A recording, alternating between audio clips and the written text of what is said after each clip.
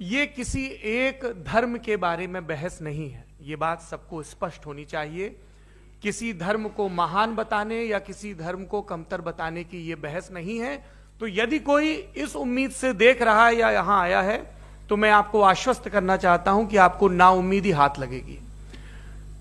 इस बहस में बहुत ज्यादा धार्मिक प्रतीकों के इस्तेमाल को लेकर भी ये दोनों लोग जो अभी आपको गंभीर दिख रहे हैं भले लोग हैं, कल शाम को चाय पर मिले थे, बहुत हंसी मजाक भी इनके बीच हुआ था और गलबैयां डालते हुए एक तस्वीर भी हुई थी। ये इस बात का प्रमाण है कि इंटरनेट पर जो हल्ला मचा हुआ है उसके मुकाबले ये दोनों लोग बहुत ही अच्छे शांत ढंग से बहस के लिए राजी हो गए हैं। ट्विटर की बातें ट्विटर तक सीमित, एलन मस्क आजकल उसको एक्स कहते हैं। और अब इस बहस की शुरुआत मैं इन विद्वानों का, हालांकि इनको परिचय की जरूरत नहीं पर हो सकता है, हमें पत्रकारिता में सिखाया जाता है कि नेवर अज्यूम, विज्ञान भी यही कहता है। मुफ्ती शमाइल नदवी साहब इस्लामिक विद्वान, शिक्षाविद हैं, कोलकाता के वाहियान फाउंडेशन के संस्थापक हैं, लखनऊ की प्रतिष्ठित दारुल उलूम नदवतुल उलमा से ग्रेजुएशन किया है, सोशल मीडिया और सार्वजनिक मंचों पर अध्यापन और बौद्धिक कामों में सक्रिय हैं और इस समय इंटरनेशनल इस्लामिक यूनिवर्सिटी मलेशिया से पीएचडी कर रहे हैं। अच्छी बात यह है कि पढ़ाई के साथ साथ ट्रैवल ब्लॉग भी बनाते हैं। पेट्रोनस टावर के सामने का ब्लॉग हमने देखा। हमारे साथ जावेद अख्तर साहब हैं। जावेद अख्तर साहब कवि हैं, शायर हैं, गद्य भी लिखते हैं, फिल्मों के लिए संवाद लिखे हैं, गीत लिखे हैं। इससे इतर ये वैज्ञानिक सोच को लेकर या अपने डिक्लेयर्ड एथिज्म को लेकर भी मुखर रहते हैं और अपने तहीं रैशनैलिटी की बात करते हैं। देवियों और सज्जनों, डज गॉड एग्जिस्ट? इस सवाल का जवाब सब अपने अपने तहीं खोजने की कोशिश कर रहे हैं। कोई इसको गॉड डैम पार्टिकल की खोज बताता है, कोई गॉड पार्टिकल की खोज बताता है, कोई हिग्स बोसान की खोज बताता है, कोई ये सवाल जवाब तलाशने की कोशिश करता है कि मास एग्जिस्टेंस में आखिर आया कैसे, हुआ क्या था, सृष्टि के पहले, समय के पहले क्या था। और कोई ये कहता है कि ये सारी खोजें जिस मस्तिष्क में हो रही हैं प्रकृति के क्रम में, वो कैसे विकसित हुआ। मैं उम्मीद करता हूं कि हम आज इन बुनियादी सवालों के कुछ जवाब हासिल करने में कामयाब हों। मैं सबसे पहले मंच पर आमंत्रित कर रहा हूं मुफ्ती शमाइल नदवी साहब को। आइए सर जी।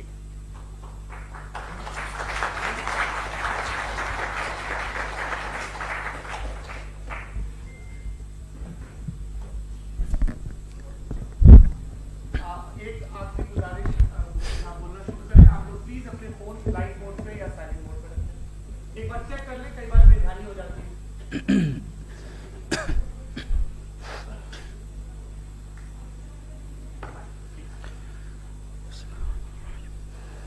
तमाम तारीफें उस क्रिएटर के लिए जिसने इस यूनिवर्स को एक मकसद के तहत पैदा किया है। रिस्पेक्टेड जनाब जावेद अख्तर साहब, मिस्टर सौरभ द्विवेदी और respected audience, thank you all for being here today. आज की डिबेट में चूंकि हम बात करने वाले हैं डज गॉड एग्जिस्ट के टॉपिक पर, तो ये एक ऐसा टॉपिक है जिसके मुताल्लिक कोई भी डिसीजन लेने के लिए अलग अलग स्टैंडर्ड्स हो सकते हैं। लिहाजा डिबेट के शुरू में यह जरूरी है कि हम ये जान लें कि आज के इस टॉपिक में कौन सा स्टैंडर्ड सही होगा और कौन सा गलत होगा। सबसे पहला स्टैंडर्ड जिसे मैं समझता हूं कि हमारे रिस्पेक्टेड जनाब जावेद अख्तर साहब बड़ी तेजी के साथ उसकी तरफ लपकेंगे, वो है साइंस। जबकि साइंस दर हकीकत खुदा के एग्जिस्टेंस को डायरेक्टली साबित करने या उसके एग्जिस्टेंस को डिनाई करने के लिए स्टैंडर्ड नहीं बन सकती। और उसकी वजह क्या है, ये मैं नहीं कह रहा, ये वो लोग कह रहे हैं जो साइंस के एक्सपर्ट्स हैं। नेशनल एकेडमी ऑफ साइंस कहती है science doesn't have the processes to prove और disprove the existence of God. Why? क्योंकि साइंस का ताल्लुक एम्पेरिकल एविडेंस से है और एम्पेरिकल एविडेंसेस का ताल्लुक हमारे नेचुरल और फिजिकल वर्ल्ड से है, जबकि गॉड नॉन फिजिकल और सुपर नेचुरल रियलिटी है। लिहाजा नॉन फिजिकल रियलिटी को आप उस टूल के साथ नहीं चेक कर सकते जिसका काम फिजिकल रियलिटी को तलाश करना है। लिहाजा आज इस डिबेट में गॉड की एग्जिस्टेंस को साबित करने या उसे डिनाई करने में साइंटिफिक एविडेंस को एक्सेप्ट नहीं किया जाएगा। दूसरा स्टैंडर्ड हो सकता है रेविलेशन, कि रेविलेशन के जरिए हम यह साबित करें कि गॉड एग्जिस्ट करता है या नहीं। लेकिन यह स्टैंडर्ड भी आज इररेलेवेंट है। क्यों? क्योंकि रेविलेशन मेरे नजदीक सोर्स ऑफ नॉलेज है, वैलिड सोर्स ऑफ नॉलेज है, लेकिन हमारे जावेद अख्तर साहब के नजदीक ये वैलिड सोर्स ऑफ नॉलेज नहीं है। लिहाजा आज की डिबेट में मैं एक भी एविडेंस किसी भी मजहबी स्क्रिप्चर से नहीं दूंगा, ताकि जावेद अख्तर साहब के लिए वो अनएक्सेप्टेबल ना हो। तीसरा जो मेयार हो सकता है वो है ऑब्जर्वेशन, कि भाई कोई कहे कि हमें खुदा दिखाओ, अगर है तो दिखाओ, या ये कि खुदा के एग्जिस्टेंस पर एम्पेरिकल एविडेंस दो, तो यह है दर हकीकत गलत टूल का इस्तेमाल करना। यह ऐसा ही है कि जावेद साहब मुझसे यह मुतालबा करें कि मुफ्ती साहब आप मेटल डिटेक्टर के जरिए प्लास्टिक डिटेक्ट करके दिखाएं। अब चूंकि प्लास्टिक डिटेक्ट नहीं हो पा रही है, लिहाजा plastic does not exist. No, you are using the wrong tool. इस टूल से प्लास्टिक को डिटेक्ट नहीं किया जाता। लिहाजा मैं समझता हूं कि गॉड के एग्जिस्टेंस पर एम्पेरिकल एविडेंस का मुतालबा करना एक बचकाना मुतालबा है, और हमारे रिस्पेक्टेड जनाब जावेद अख्तर साहब इस स्टेज से अब बहुत आगे निकल चुके हैं। अब बचता है एक ही स्टैंडर्ड, और वो स्टैंडर्ड है अक्ल, लॉजिक, रीजनिंग। और यही वो स्टैंडर्ड है जिसके तहत गॉड के एग्जिस्टेंस को साबित किया जाएगा या गॉड की एग्जिस्टेंस को डिनाई किया जाएगा। लेकिन चूंकि ये बहुत इंपॉर्टेंट और सेंसिटिव टॉपिक है, इसलिए लॉजिकल आर्ग्यूमेंट भी ऐसा होना चाहिए जो डेफिनेटिव हो, इनडेफिनेटिव ना हो, जो 2 और 2 4 की तरह बिल्कुल वाजे हो, जिसे लॉजिकली रिजेक्ट करना पॉसिबल नहीं हो। फॉर एग्जाम्पल हम कहें हमारे रिस्पेक्टेड मिस्टर सौरभ साहब, ये एक इंसान है और तमाम इंसान कॉन्शियस बीइंग है, लिहाजा नतीजा क्या निकला? हमारे सौरभ साहब भी कॉन्शियस बीइंग है। क्या ये इनडेफिनेट आर्ग्यूमेंट है या डेफिनेट आर्ग्यूमेंट है? ये डेफिनेट आर्ग्यूमेंट है। ये 2 और 2 की तरह वाजे है, इसमें किसी तरह जो है लॉजिकली इसको रिजेक्ट नहीं किया जा सकता। तो अगर आज हमारे जावेद अख्तर साहब ऐसी कोई अकली दलील और लॉजिकल एविडेंस दें खुदा के ना होने पर जो डेफिनेट भी हो, तो मैं ये ऐलान करता हूं कि यकीनन मैं उस एविडेंस को कबूल करूंगा और उस पर गौर करूंगा। लेकिन साथ में यह भी ऐलान कर देता हूं प्रेडिक्शन के तौर पर कि ऐसा कोई डेफिनेट आर्ग्यूमेंट कोई नहीं पेश कर सकता। दलील हम देंगे और डेफिनेटिव दलील देंगे, लॉजिकल दलील देंगे, ऐसी दलील देंगे जो एंटायर एथिस्टिक वर्ल्ड उसे रेफ्यूट नहीं कर सकती। चलें अब हम एक एग्जाम्पल सोचते हैं, एक सिनेरियो, सिंपल सिनेरियो। तमाम ऑडियंस से गुजारिश है, हम और आप एक आइसोलेटेड आइलैंड पर हैं, ऐसा आइलैंड जहां पे हमसे पहले कोई कभी नहीं गया। चलते चलते आपके सामने अचानक आपने देखा एक पिंक कलर की बॉल पड़ी हुई है। सबसे पहला सवाल आपके जहन में क्या आएगा कि यह बॉल यहां क्यों आई, कैसे आई, ये पिंक कलर की ही क्यों है? कोई और कलर भी हो सकता था। ये इसी शेप में क्यों है? कोई और शेप भी हो सकता था। नेचुरली आप इस तरफ पहुंचेंगे कि कोई ना कोई है जिसने इन स्पेसिफिक प्रॉपर्टीज के साथ इस बॉल को बनाया है और यहां पे रखा है। चूंकि आप जानते हैं कि ये जो बॉल है इसका एग्जिस्ट करना जरूरी नहीं है, ये एग्जिस्ट कर भी सकती थी, नहीं भी कर सकती थी, और एग्जिस्ट करना ही था तो किसी और फॉर्म में करती, किसी और कलर में करती। अब आप इस बॉल को एक्सपैंड करते चले जाएं, एक्सपैंड करते चले जाएं, एक्सपैंड करते चले जाएं, यहां तक कि ये बॉल यूनिवर्स के साइज की हो जाए। बताइए कि क्या साइज के बढ़ जाने से सवाल बदल जाएगा? हरगिज नहीं बदलेगा। अभी भी सवाल रहेगा, ये यूनिवर्स कहां से आया, इन स्पेसिफिक प्रॉपर्टीज के साथ कहां से आया, क्यों आया, किसने बनाया, यह सवाल उस वक्त भी वैलिड रहेगा। लेकिन यह सवाल अगर हम जनाब जावेद अख्तर साहब से करें तो चूंकि इनका वर्ल्ड व्यू एथिस्टिक है, और सिर्फ इनका नहीं, मतलब जितने भी एथिस्ट हैं और एथिस्टिक वर्ल्ड व्यू को रखने वाले से अगर आप ये सवाल करें कि ये यूनिवर्स कहां से आया, तो इनका जवाब या तो आर्ग्यूमेंट फ्रॉम इग्नोरेंस होगा या डॉगमेटिक होगा। या तो ये कहेंगे कि मुझे नहीं पता कि ये कहां से आया, लिहाजा गॉड डज नॉट एग्जिस्ट, ये आर्ग्यूमेंट फ्रॉम इग्नोरेंस है, या ये कहेंगे कि ये यूनिवर्स खुद ब खुद बन गया। इसका मतलब यह है कि उस बॉल को भी खुद ब खुद बन जाना चाहिए, लेकिन बॉल के ताल्लुक से ये एक्सप्लेनेशन एक्सेप्ट नहीं की जाएगी कि ये खुद ब खुद बन गई, लेकिन यूनिवर्स के ताल्लुक से कर दिया जाएगा। इसे हम दूसरे अल्फाज में डॉगमा भी कह सकते हैं। दूसरी चीज, हमारे जावेद अख्तर साहब जरूर गॉड ऑफ गैप्स की मिसाल भी जरूर देंगे और मिसाल देंगे कि पहले जमाने में बिजलियां कड़कती थी तो लोगों ने किसी एक खुदा की तरफ और बारिश होती थी तो दूसरे खुदा की तरफ मंसूब कर दिया, उनके पास दलील नहीं थी। यह हमारा वर्ल्ड व्यू है ही नहीं, यह हमारा वर्ल्ड व्यू है ही नहीं, क्योंकि नेचुरल फेनोमेना के प्रोसेस की इंटरप्रिटेशन को जान लेने से यह कहां से साबित हो गया कि गॉड एग्जिस्ट नहीं करता है। इस पर मैं इंशाअल्लाह अभी आगे बात करूंगा। आप हजरात ये भी देखेंगे और मैं ये एक्सपेक्ट करता हूं कि हमारे रिस्पेक्टेड जनाब जावेद अख्तर साहब जरूर इमोशनल आर्ग्यूमेंट्स भी देंगे, जो कि एक लॉजिकल फेलेसी है जब बात आती है ट्रुथ को डिसाइड करने में। क्यों?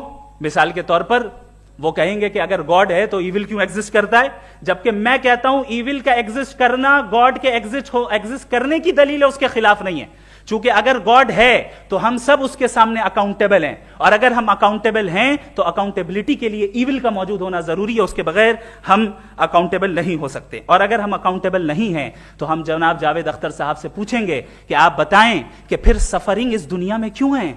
अगर खुदा नहीं है तो सफरिंग क्यों है? और उन लोगों के जज्बे का क्या जिनके अंदर सफरिंग के बाद इंतकाम लेने का जज्बा पाया जाता है और वो इस दुनिया से ऐसे ही चले गए, क्या उनकी सारी तकलीफें बेकार चली जाएंगी?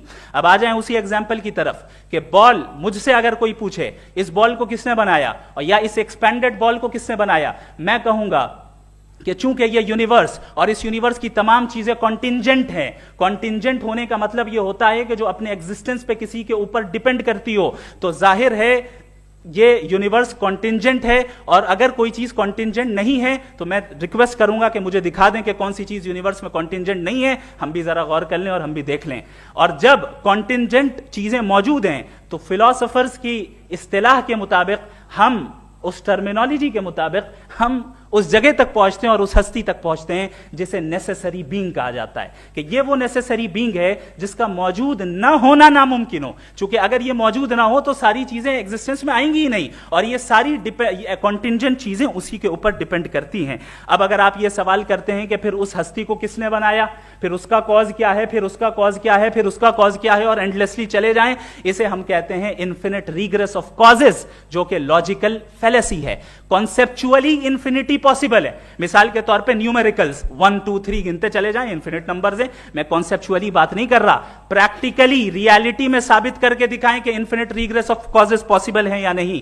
अगर पॉसिबल हैं तो हम मान लेंगे, मिसाल दे दें, और पॉसिबल नहीं है तो एक ही ऑप्शन बचता है जिसे हम कहते हैं नेसेसरी बीइंग। ऐसी नेसेसरी बीइंग जो इंडिपेंडेंट है, क्योंकि अगर वो डिपेंडेंट हुई तो वो नेसेसरी नहीं रहेगी। ऐसी इंडिपेंडेंट बीइंग जो इटर्नल है, अगर वो इटर्नल नहीं होगी, उसकी बिगिनिंग होगी तो वो खुद कॉन्टिंजेंट है। ऐसी बीइंग जो पावरफुल है, क्योंकि कॉन्टिंजेंट को एक्चुअलाइज करने के लिए पावर चाहिए। ऐसी बीइंग जो इंटेलिजेंट है और नॉलेजेबल है, क्योंकि ये यूनिवर्स स्पेसिफिक फॉर्म और स्पेसिफिक लॉज ऑफ नेचर के तहत प्रिसाइजली चल रहा है। Thank you. थैंक यू मुफ्ती साहब। मैं इन दलीलों के बाद जावेद अख्तर साहब से गुजारिश करूंगा, आप बैठ के बोलना चाहेंगे या बाहर? जी।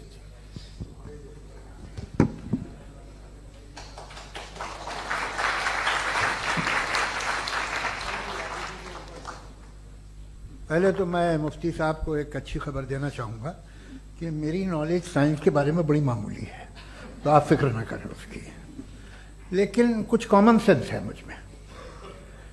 देखिए, ये खुदा का तस्वुर कोई नया तस्वुर नहीं है, ये सदियों से रहा है। ये कुछ रिलीजन 3000 साल पुराने होंगे, 4000 साल पुराने होंगे, लेकिन इंसान कोई 10,000 12,000 साल से एग्जिस्ट करता है होमोसेपियन की शक्ल में, और हमेशा कुछ ना कुछ मजहब रहे। ये मजहब जाहिलों के नहीं थे, ये मजहब एक ऐसी ग्रीक सोसाइटी के थे जहाँ बड़े बड़े फिलोसफर पैदा हुए। ये मजहब इजिप्शियंस के थे जिन्होंने पिरामिड्स बनाए थे। ये रोमन्स के थे कि जिनका आर्किटेक्चर और सेनेट यानी पहली बुनियाद डेमोक्रेसी की, लिमिटेड थी मगर डेमोक्रेसी थी, ये उन लोगों ने किए थे। तो इनका जो जुपिटर था, रा था, ज़्यूस था, उन्हें उस पर इतना ही एतमाद था जितना आज किसी मजहबी आदमी को अपने खुदा पे होगा। क्रिश्चियनिटी आने से पहले यूरोप में एक मजहब था, जर्मेनिक रिलीजन। उसका एक खुदा था, उसकी एक बीवी थी, उसके 2 बेटे थे, एक बेटी थी। कि जर्मनी में जब यूरोप में क्रिश्चियनिटी आई तो वो खुदा, उसकी बीवी और पूरे खानदान चला गया। तो हमने, अगर हम हिस्ट्री देखें तो खुदा जो है वो ज़्यादातर फ़नी है, वो हमेशा रहे नहीं। और वो जो लोग इन्हें मानते थे उनको आप कहें वो तो जाहिल थे, उन्हें तो कुछ पता ही नहीं था, ऐसा नहीं है। वो अपने वक्त में बड़े काबिल लोग थे और अपने वक्त में उन्होंने बड़े बड़े काम किए हैं, फिलोसफर्स थे, साइंटिस्ट थे, लेकिन उनका मजहब कहाँ गया, उनके खुदा कहाँ गए? आज जो खुदा हैं दुनिया में लोग उन्हें मानते हैं। आपको क्या मालूम कि कितने बरसों के बाद क्या होने वाला है? हम यूरोप में देखते हैं तो चर्च खाली हैं। तो वक्त के साथ चीज़ें बदलती हैं। जहाँ तक इसका ताल्लुक है मजहबों का, हर मजहब आपसे एक चीज मांगता है, फेथ। ये फेथ क्या चीज होती है? What is the difference between faith and belief? ये तो बहुत ही अहमखाना बात होगी कि कोई आदमी कहे साहब अगर खुदा है तो मुझे दिखाइए। ये तो जाहिलाना बात हुई। मैंने तो नॉर्थ पोल नहीं देखा है, मगर मैं मानता हूं कि नॉर्थ पोल है। मैं क्यों मानता हूं? इसलिए कि अगर ये दुनिया राउंड है तो उसका कोई टॉप होगा।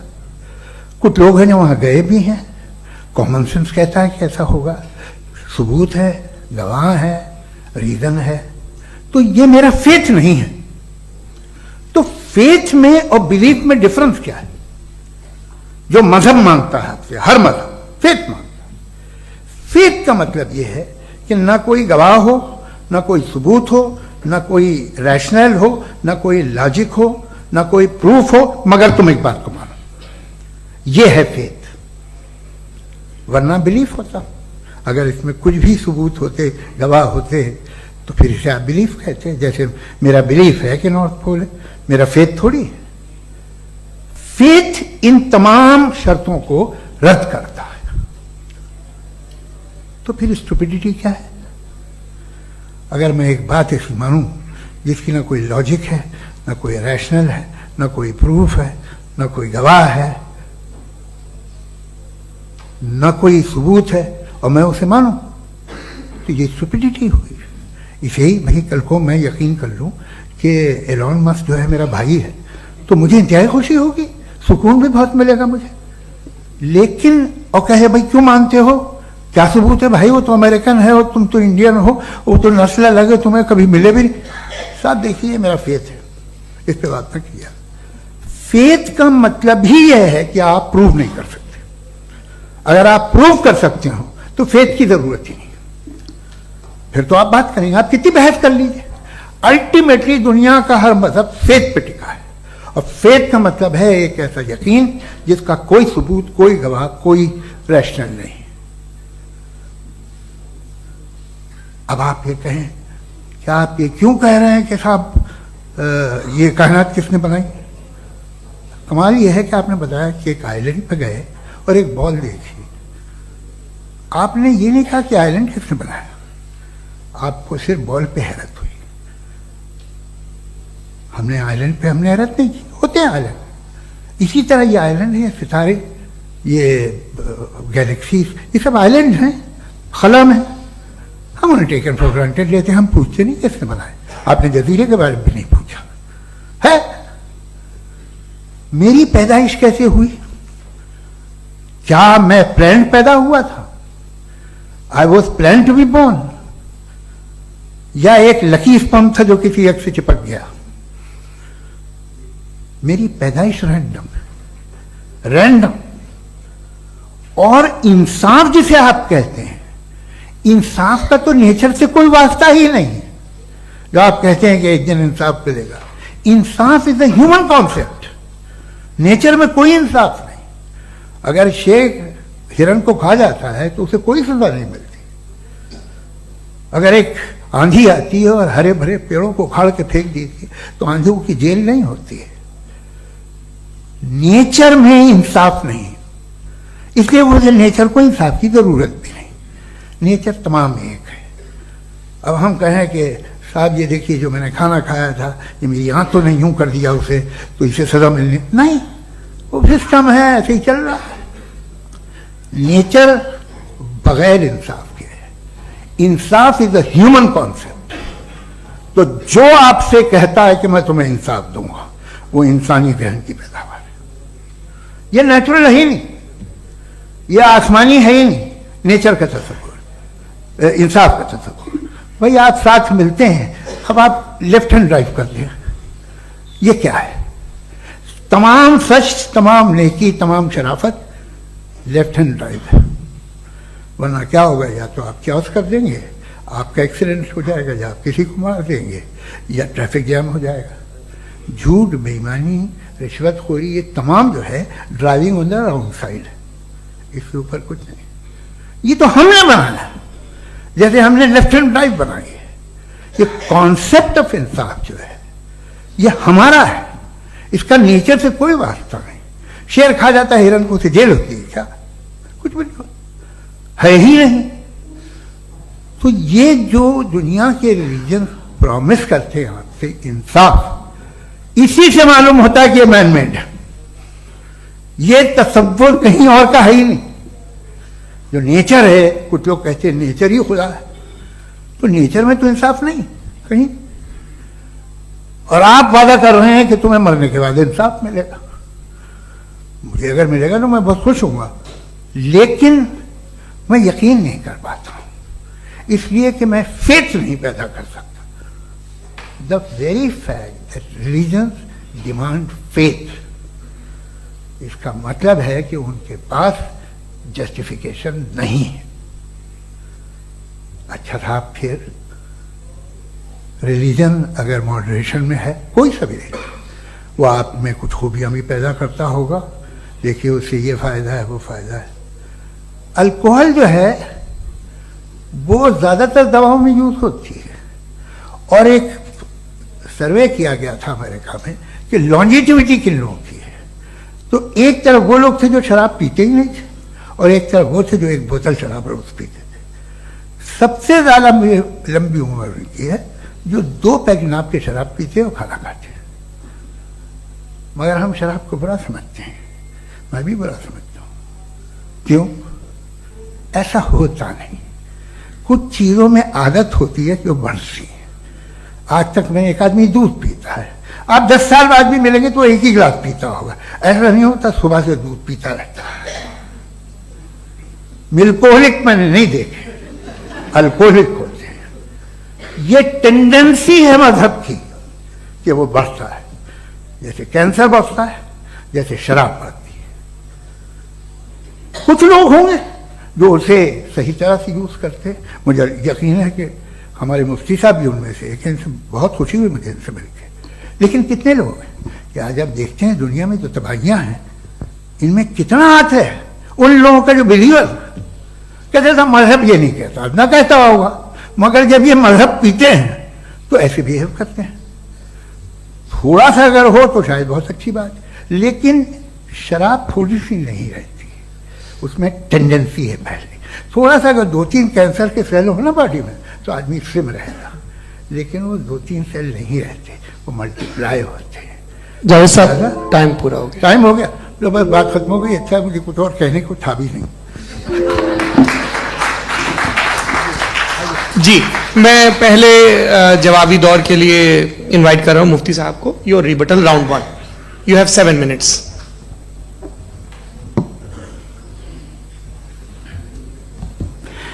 Thank you very much Javed साहब। आपकी बात को सुनकर बड़े महजूज हुए हम लोग। महजूज, do you understand? We enjoyed. Okay, अब थोड़ा सा लॉजिकली उसको हम लोग देखते हैं। दरअसल हम लोगों ने कल गुजारिश की थी मुफ्ती साहब से भी, जावेद साहब से भी, कि हिंदुस्तानी जबान आम फहम सबको समझ में आ जाए, और जहां कहीं आप मुश्किल शब्द इस्तेमाल करें वहां बताते भी चलें। Thank you. तो सबसे पहले हमारे रिस्पेक्टेड जावेद साहब ने हवाला दिया कि खुदा फानी है।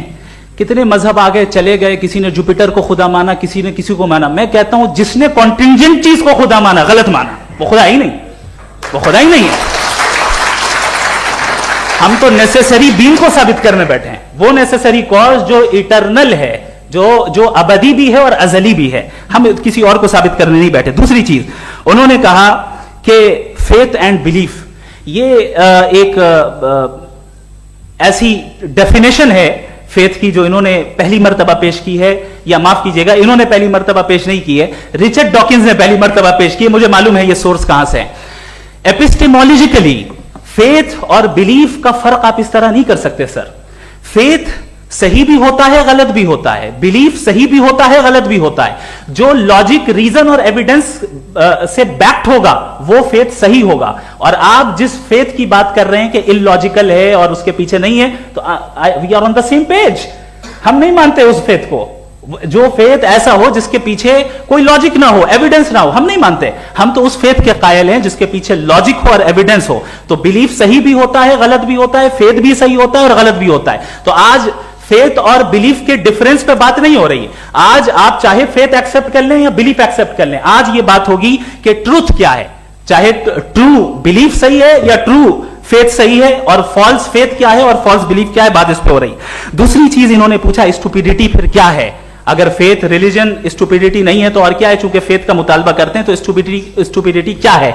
मैं कहता हूं स्टुपिडिटी एथिज्म है। उसकी वजह यह है कि आप एक सड़क पे जा रहे हो और आप किसी गार्डन में जाएं और देखें वहां लिखा है फूलों के साथ, I love Javed Akhtar and I really do, I love you sir. तो जब आप वहां पर पहुंचे तो वहां पहुंचकर अब ये बताएं, क्या आप ये कहेंगे वाह व्हाट अ नेचुरल सिलेक्शन? ये क्या नेचुरल सिलेक्शन है? नहीं, ये प्रिसाइजली डिजाइंड है, इसके पीछे डिजाइनर है। लिहाजा अगर कोई एक ऐसी कॉमन सेंस की बात को कबूल नहीं कर रहा है कि यूनिवर्स जो इतने प्रिसाइजली काम कर रहा है, हम कह दें कि खुद ब खुद बन गई, मैं समझता हूं इससे बड़ी स्टुपिडिटी और कुछ नहीं है। ये इरैशनल चीज है। फिर हमारे सर ने कहा कि आपने बॉल पे फोकस किया, आइलैंड पे फोकस नहीं किया। अरे आइलैंड को किसने बनाया यही समझाने के लिए तो बॉल की मिसाल दे रहा हूं। और बॉल भी कॉन्टिंजेंट है, आइलैंड भी कॉन्टिंजेंट है, दोनों नेसेसरी बीइंग का मुतालबा करते हैं। आगे इन्होंने कहा कि नेचर में कोई इंसाफ नहीं है, हम डिसाइड करते हैं कि मोरालिटी क्या होती है, इंसाफ क्या होता है, हम डिसाइड करते हैं। जैसे ड्राइविंग सीट में ट्रैफिक वाला, ये तो किसी खुदा ने नहीं कहा, ये है, इसे कहते हैं फॉल्स इक्विवेलेंस। ये एक लॉजिकल फेलेसी है। आपने जो है मिसाल दी ड्राइविंग की और ट्रैफिक की, ये सब्जेक्टिव मोरालिटी है। आप सब्जेक्टिव मोरालिटी को मिसाल बनाकर ऑब्जेक्टिव मोरालिटी के ऊपर नहीं थोप सकते। इंसाफ की ऑब्जेक्टिव मोरालिटी। अगर आप ये कहते हैं कि नेचर में इंसाफ नहीं है, तो इंसाफ का न होना ये नेचुरल हुआ, तो फिर नेचर को नेचर रहने दे, क्यों हम इतना स्ट्राइव कर रहे हैं दुनिया में इंसाफ लाने के लिए? ये तो इलॉजिकल बात है, इरैशनल बात है। इसलिए बहुत सी चीजें ऐसी हैं जो ऑब्जेक्टिवली जो है इविल या गुड हैं, और बहुत सी चीजें ऐसी हैं जो सब्जेक्टिवली हैं। सब्जेक्टिवली जो मोरल होता है या इमोरल होता है, उसको हम सोशल कंसेंसस से या पर्सनल प्रेफरेंस से डिसाइड करते हैं। लेकिन जो ऑब्जेक्टिव मोरालिटी है, जिसमें इंसाफ आया, जो इन्होंने बार बार रिपीट किया, ये ऑब्जेक्टिव है, सब्जेक्टिव नहीं है। अगर आप कहते हैं ये सब्जेक्टिव है, तो मेरा सवाल आपसे यह है, क्या सोशल कंसेंसस के जरिए अगर जुल्म को सही करार दे दिया जाएगा तो आप जुल्म को जस्टिफाई करेंगे? दूसरी चीज इन्होंने यह कहा कि 2 पैक शराब पी लें तो वो उतने पे नहीं रहता, बढ़ जाता है। यही मामला मजहब के साथ है। 2 पैक आप पी लें, बढ़ेगा। तो ये एक ऐसी मिसाल है, इसको कहीं भी फिट कर लें कि आप एथिज्म पे जब फिट करें, जब आप 2 पैक एथिज्म का लेंगे ना, तो वो बढ़ बढ़ के नॉर्थ कोरिया बनेगा। Thank you.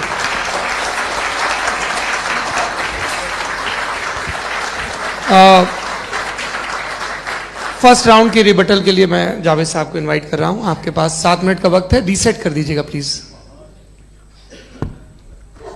मुझे इस बात की खुशी है कि मुफ्ती साहब ने भी मान लिया कि नेचर में कोई इंसाफ नहीं है।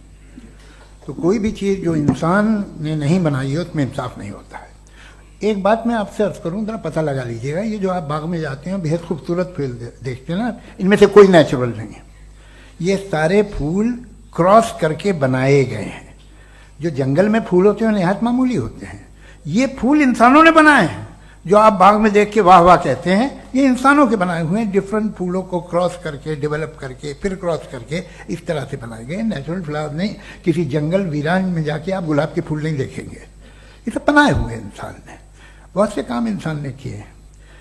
बाकी है कि आपने मेरी एक बात का जवाब नहीं दिया, जिससे मुझे शिकायत है कि फेथ क्या है और आप फेथ मांगते क्यों हैं मुझसे?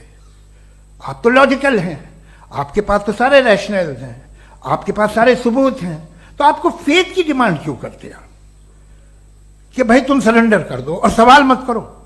कोई मजहब सारे सवाल करने की इजाजत नहीं देता है और मना करता है कि ज्यादा सवाल ना करो, बह जाओगे तुम।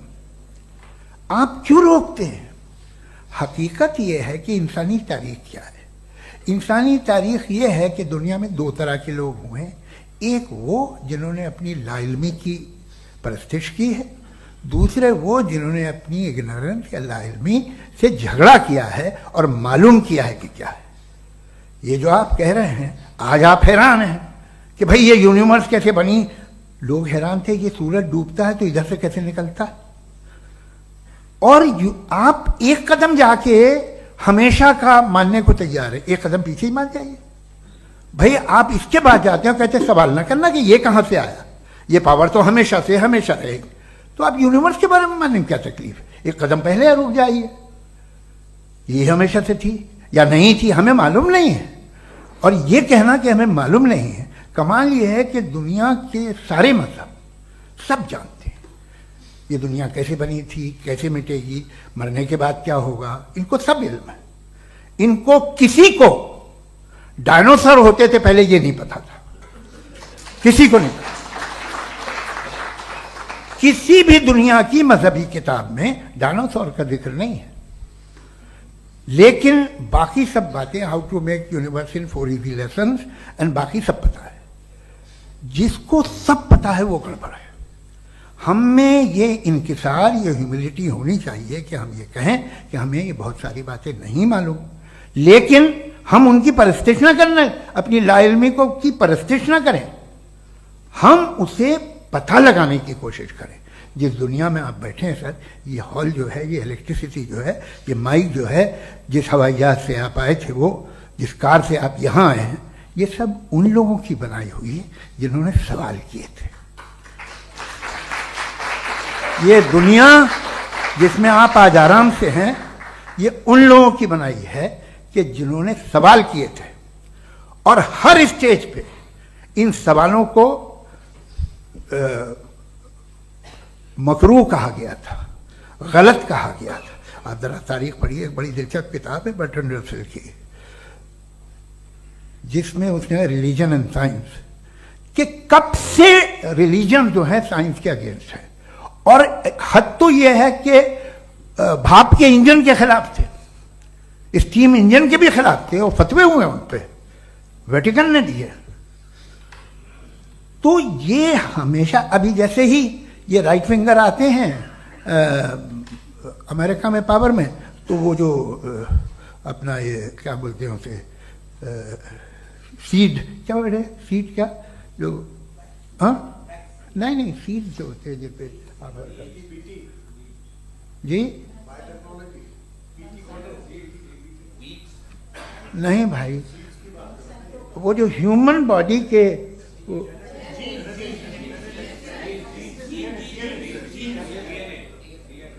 उस पर रिसर्च बंद हो जाती है, रिपब्लिकन नहीं करने देते।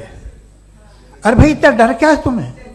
एक जमाने में बहुत नाराज थे ये सारे मजहबी लोग कि ये इंसान तो इंसान बनाने की कोशिश कर रहा है। आपको क्या तकलीफ भाई, बना ले तो बना लेने दो, ये खौफ क्या है? और ये सब आज जो आप कह रहे हैं नामुमकिन है, ये कैसे हुआ? मुझे एक किस्सा याद आता है। जब मैं 6ठी क्लास में था तो मैं मैथमेटिक्स में बहुत वीक था, तो एक टीचर रख दिया गया, उसने 1 2 3 4 5 6 7 को सिखा दिया मुझे। वो दिन मैं भूल नहीं सकता हूँ मुफ्ती साहब, जिस दिन उसने ये बताया कि 1/2 क्या होता है और 3/4 क्या होता है। मुझे ऐसा लगा कि मेरा सर बीच से फट जाएगा। यह आदमी कह रहा है कि जो दीवार के अंदर जाओ वॉक करते हुए। आज हंसता हूं मैं इस बात पे। तो आज जो बातें आपके जहन से बिल्कुल परे हैं और आप हैरान होते हो उन्हें देख के, एक वक्त आएगा कि मामूली लगेंगे। और हुआ है, आपकी इंसानी तारीख ही है। इतनी जल्दी सारे फैसले आप मत कर लीजिए, थोड़ा ये ह्यूमिलिटी रखिए कि भाई ये हमें नहीं मालूम। ये कहने में क्या आ रहा है? ये यूनिवर्स कहाँ तक फैली, ये कब से है और कब तक रहेगी, हमें नहीं मालूम। आपने फैसला कर लिया कब बनी। ये आपके हिसाब से कोई 14 बिलियन ईयर बनी जो समझा जाता है। उससे पहले हजारों करोड़ों अरबों साल तक खुदा बैठा क्या कर रहा था? खामोश बैठा था ऐसे ही, जमाइया ले रहा था। फिर उसे आइडिया आया, यार एक काम करते, वक्त अच्छा गुजर जाएगा, यूनिवर्स बनाते। सोचिए, वो तो हमेशा से है ना, मगर यूनिवर्स हमेशा से नहीं है, ये तो बनाई गई है। और उससे पहले क्या था, इनका क्या काम था? कैसी बात है, ये बड़ा आसान है। जो बात हमें आज धीरे धीरे पता चली है, बरसों 2000 और 2500 साल पहले आपको किसी ने बता दिया कि क्या था, आप मान गए, और तब से वही मान रहे हैं जो 2500 साल पहले कहा गया था। सब कुछ बदल गया है, सॉल्व हो रही हैं चीजें। अभी साइंस बिल्कुल दावा नहीं करती, या कोई फिलोसफर ये दावा नहीं करता कि हमें सब मालूम, बल्कि वो कहता है कि हमें जितना मालूम होता है उससे ये मालूम होता है कि हमें कितना कम मालूम। तो हम अपनी जहालत से लड़े, उसकी परस्तिश न करें। जी, time, thank you so much.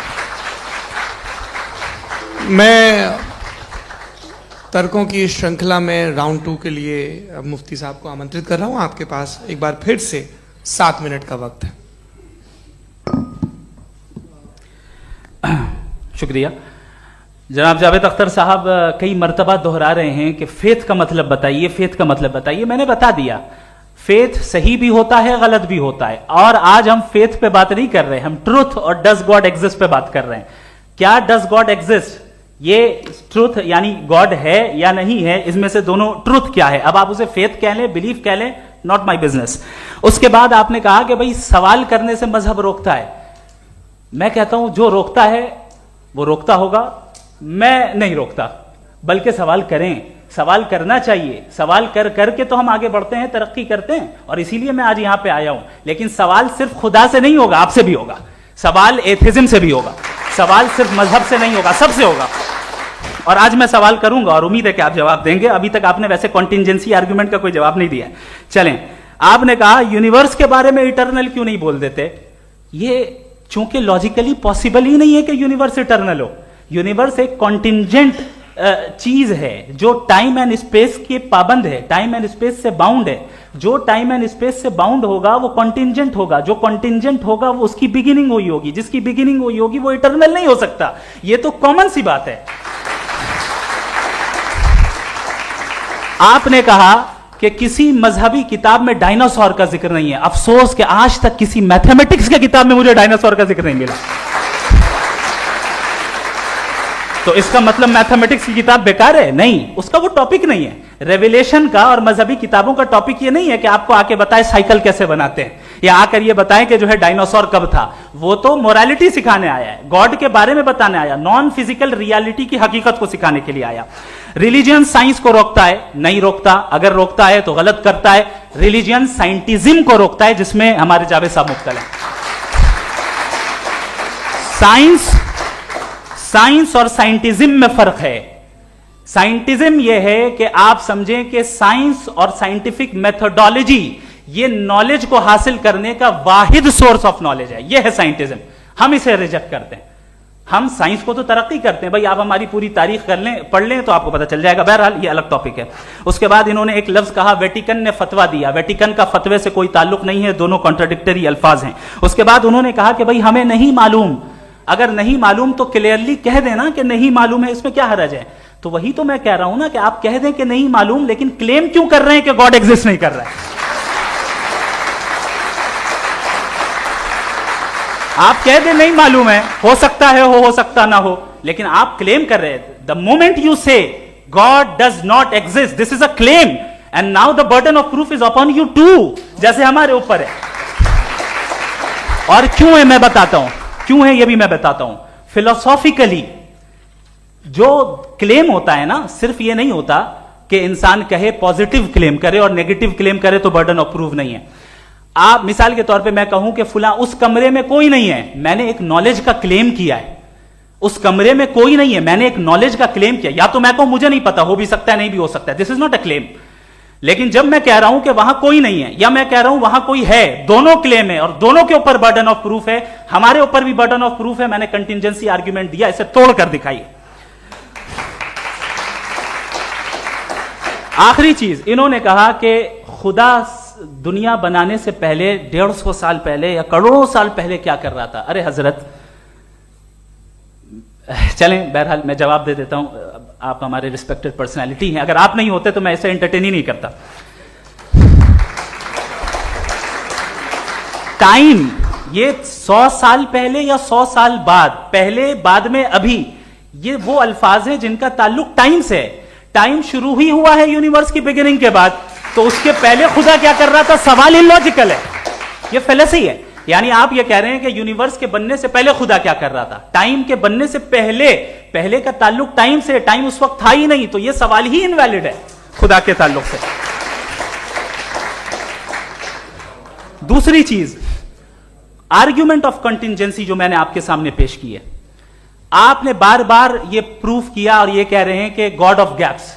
देखिए, पहले नहीं मालूम था, साइंस ने कर दिया। सिंपल्स की मिसाल से मैं समझा देता हूं। जिस गैप्स की आप बात कर रहे हैं ना, साइंस उन गैप्स को जिन चीज के जरिए भी प्रूव करेगा वो कॉन्टिंजेंट ही होगा, अब चाहे वो फोर्स हो, मैटर हो या एनर्जी हो। लिहाजा सवाल हमारा उस वक्त भी वैलिड होगा जब तक कि आप नेसेसरी बीइंग पे ना आ जाएं, और इन्फिनिट रिग्रेस पॉसिबल नहीं है of causes in practical world, तो जाहिर है कहीं रुकना पड़ेगा, जहां रुकेंगे वही खुदा है। दूसरी चीज, आपने ये गा, क्या कह रहा था मैं, किस पॉइंट को? What? Oh no, after that. Just now. हाँ, जहां रुकेंगे वही खुदा है। बहरहाल, तो टाइम का जिक्र हो गया, गॉड ऑफ गैप, सॉरी, या इसकी एक मिसाल आप ले लें। एक कार है, एक साहब ने देखा कि भाई कार जो है उसके व्हील्स कितने अच्छे लगे हुए हैं सही जगह पे, स्टीयरिंग जो है कितने अच्छे जगह पे लगी हुई, और सीट्स कितने वेल डिजाइंड है, कितनी प्रिसाइजली ये कार काम कर रही है, तो जरूर कोई ना कोई इसे क्रिएट किया है, किसी ने क्रिएट किया है। अब जावेद साहब आए और कहे, अरे जनाब बोनेट खोलिए, इसमें इंजन है, इंजन इस कार को चला रहा है, hence prove no one has created the car. This is illogical, this is irrational. आपने इंजन के जरिए उस गैप को तो साबित किया, लेकिन क्या उससे कार की जो क्रिएशन है और उसका जो क्रिएटर है ये इम्पॉसिबल हो जाए? ऐसा पॉसिबल है? उसका सवाल खत्म हो जाए, ऐसा पॉसिबल है? नहीं। आपने गैप्स को फिल करके, कॉन्टिंजेंट चीजों से गैप्स को फिल करके हमारे ऑब्जर्वेशन को और ब्रॉड कर दिया। अब हमें और पता चल गया कि ये जो कार है इसका सिस्टम कितना ज्यादा कॉम्प्लेक्स है। पहले कम समझते थे, अब कॉम्प्लेक्सिटी और ज्यादा वाजे हो गई। अब हमें समझ में आ रहा है कि हमारी सर्टेनिटी और बढ़ गई कि जरूर इस कार को किसी ना किसी ने बनाया। यही मामला यूनिवर्स का है। साइंस हमेशा फिजिकल वर्ल्ड की चीजों को ही फिल करती जाएगी और फिजिकल चीजों से ही करती जाएगी, चूंकि एम्पेरिकल एविडेंस का ताल्लुक फिजिकल वर्ल्ड से है। आप साइंस के जरिए मेटाफिजिकल रियलिटी को कभी साबित नहीं कर सकते। ये रॉन्ग टूल का इस्तेमाल करना है। ये वही काम है कि आप मेटल डिटेक्टर से प्लास्टिक डिटेक्टर करने चलें, जो कि जाहिर है सही नहीं है। Thank you.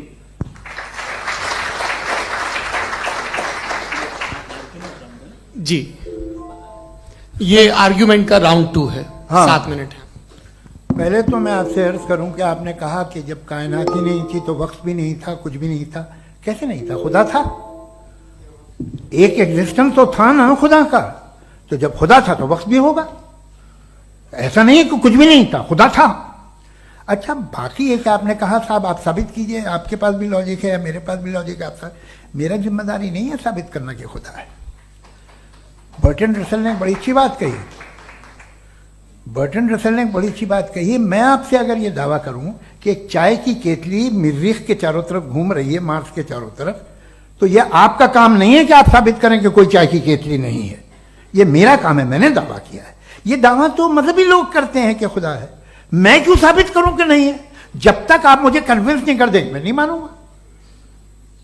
आपकी जिम्मेदारी है, मेरी जिम्मेदारी नहीं है। दोयम ये कि ये जो आप कह रहे हैं, जो गैप्स हैं, ये गैप जब जब किसी मजहब को चैलेंज करते हैं, जब ऐसा कोई बात आती है तो हंगामा हो जाता है कि जब वो चैलेंज करें किसी फेथ को।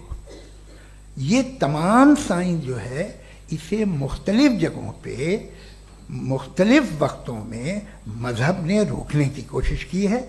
ये किताब है religion and science, Burton Russell की, पढ़िएगा, अच्छी लगेगी आपको। तारीख ही है साइंस, मजहब की साइंस से उसका यही रिश्ता है।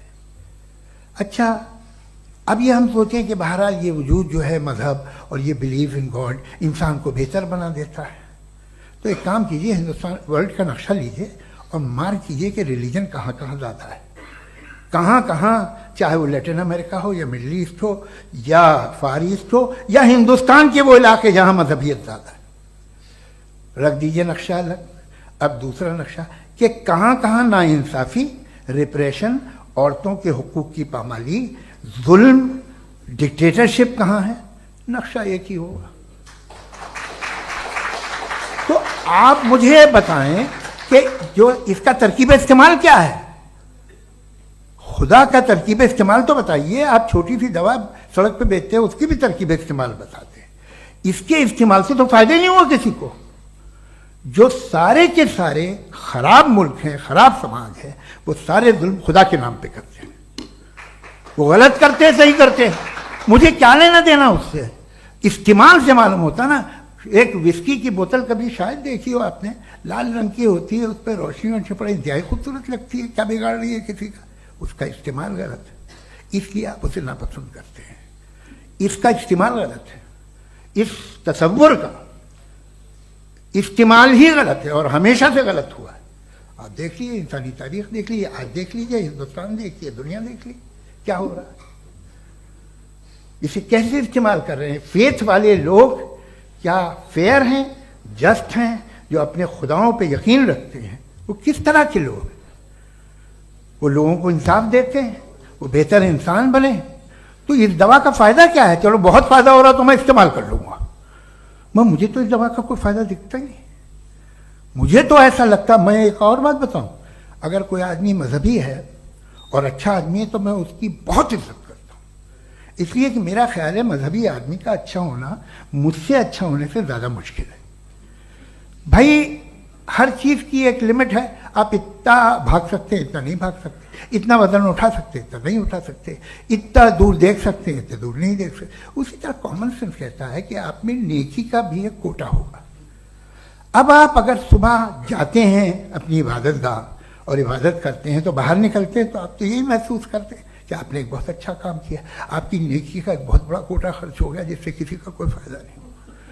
मैं तो नहीं जाता हूं तो मुझे तो किसी को खाना खिलाना पड़ेगा, किसी बेवा की मदद करनी पड़ेगी, मैं अपना कोटा कैसे कंज्यूम करूं? आप अपना कोटा सारे मजहबी लोग इंतहाई यूजलेस कामों में यूज करते हैं, उसके बाद भी अगर आप में बच्ची है थोड़ी सी शराफत तो भाई वाह क्या बात है।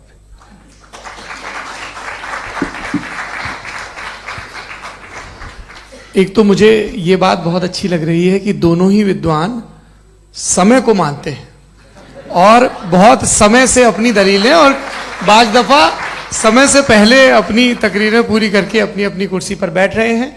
ये इस आर्ग्यूमेंट का राउंड 2 पूरा हुआ। अब रिबटल का राउंड 2 है और उसके बाद क्रॉस एग्जामिनेशन होगा। नहीं, आपका आर्ग्यूमेंट हो गया सर।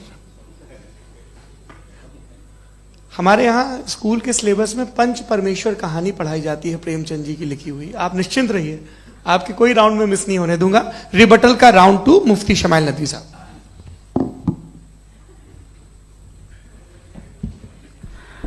असल में जो हकीकी प्रॉब्लम है, असल प्रॉब्लम है वो ये है कि जावेद साहब के पास कॉन्सेप्ट ऑफ गॉड क्लियर नहीं है। इन्होंने कहा कि कायनात से पहले खुदा तो था, तब भी तो टाइम होगा। ये टाइम कायनात का हिस्सा है। हम खुदा, उस खुदा को मानते हैं नेसेसरी बीइंग का टाइमलेस होना जरूरी है, चूंकि वो टाइम का क्रिएटर है। जब उसने टाइम को क्रिएट किया तो वो खुद टाइम पे कैसे होगा? उसने जब स्पेस को क्रिएट किया तो खुद स्पेस में कैसे होगा? अगर वो टाइम एंड स्पेस को पहले से ही उसका पाबंद है तो फिर किस चीज को उसने क्रिएट किया? लिहाजा ये सवाल गलत है कि खुदा था तो टाइम होगा। बिल्कुल नहीं, टाइम के पाबंद हम है, खुदा नहीं है। हम फिजिकल वर्ल्ड से ताल्लुक रखते हैं, वो मेटाफिजिकल रियलिटी है। दूसरी चीज इन्होंने मिसाल दी कि चाय की केतली हवा में घूम रही होगी, और पता नहीं शायद वो बर्टन रसल का उन्होंने हवाला दिया। बहरहाल यही प्रॉब्लम है। प्रॉब्लम यही है कि हम चीजों के दरमियान डिफरेंशिएट नहीं कर पाते। ये जो आपने मिसाल दी ये इमेजिनेशन है, और मैं जो साबित कर रहा हूं वो लॉजिकल नेसेसिटी है। आप इमेजिन करने आए तो कुछ भी करें, जुपिटर में पिंक एलिफेंट होगा, यूनिकॉर्न होगा, करें, उससे कायनात पे क्या फर्क पड़ता है? उससे आप लॉजिकल नेसेसिटी साबित नहीं कर सकते। मैं तो उस प्राइम कॉज की बात कर रहा हूं, उस नेसेसरी बीइंग की बात कर रहा हूं जिसके बगैर इस कायनात का एग्जिस्टेंस मुमकिन नहीं है। दूसरी चीज, मजहब को साइंस चैलेंज करती है वगैरह वगैरह, ये हमारा टॉपिक ही नहीं है। मैं इस पे बात करूंगा तो फिर मेरा वक्त चला जाएगा। मजहब के ऊपर चूंकि हमारी डिस्कशन नहीं है, साइंस को मजहब और बिलखुसूस मैं और हमारा वर्ल्ड व्यू कम से कम साइंस को पीछे नहीं करता है, साइंटिज्म की मजम्मत करता है। इसकी वजाहत मैंने पहले कर दी। दूसरी चीज इन्होंने कहा वर्ल्ड का नक्शा लीजिए, वर्ल्ड मैप लीजिए, दो अलग अलग जगह की। हजरत, मैंने ये होमवर्क किया था और मैंने मिडिल ईस्ट का एक नक्शा लिया और यूरोप का एक नक्शा लिया, ये मजहबी इलाका और ये लिबरल और एथीस्ट इलाका। मुझे पता चला कि सबसे ज्यादा रेप केसेस जो हैं वहां पर है।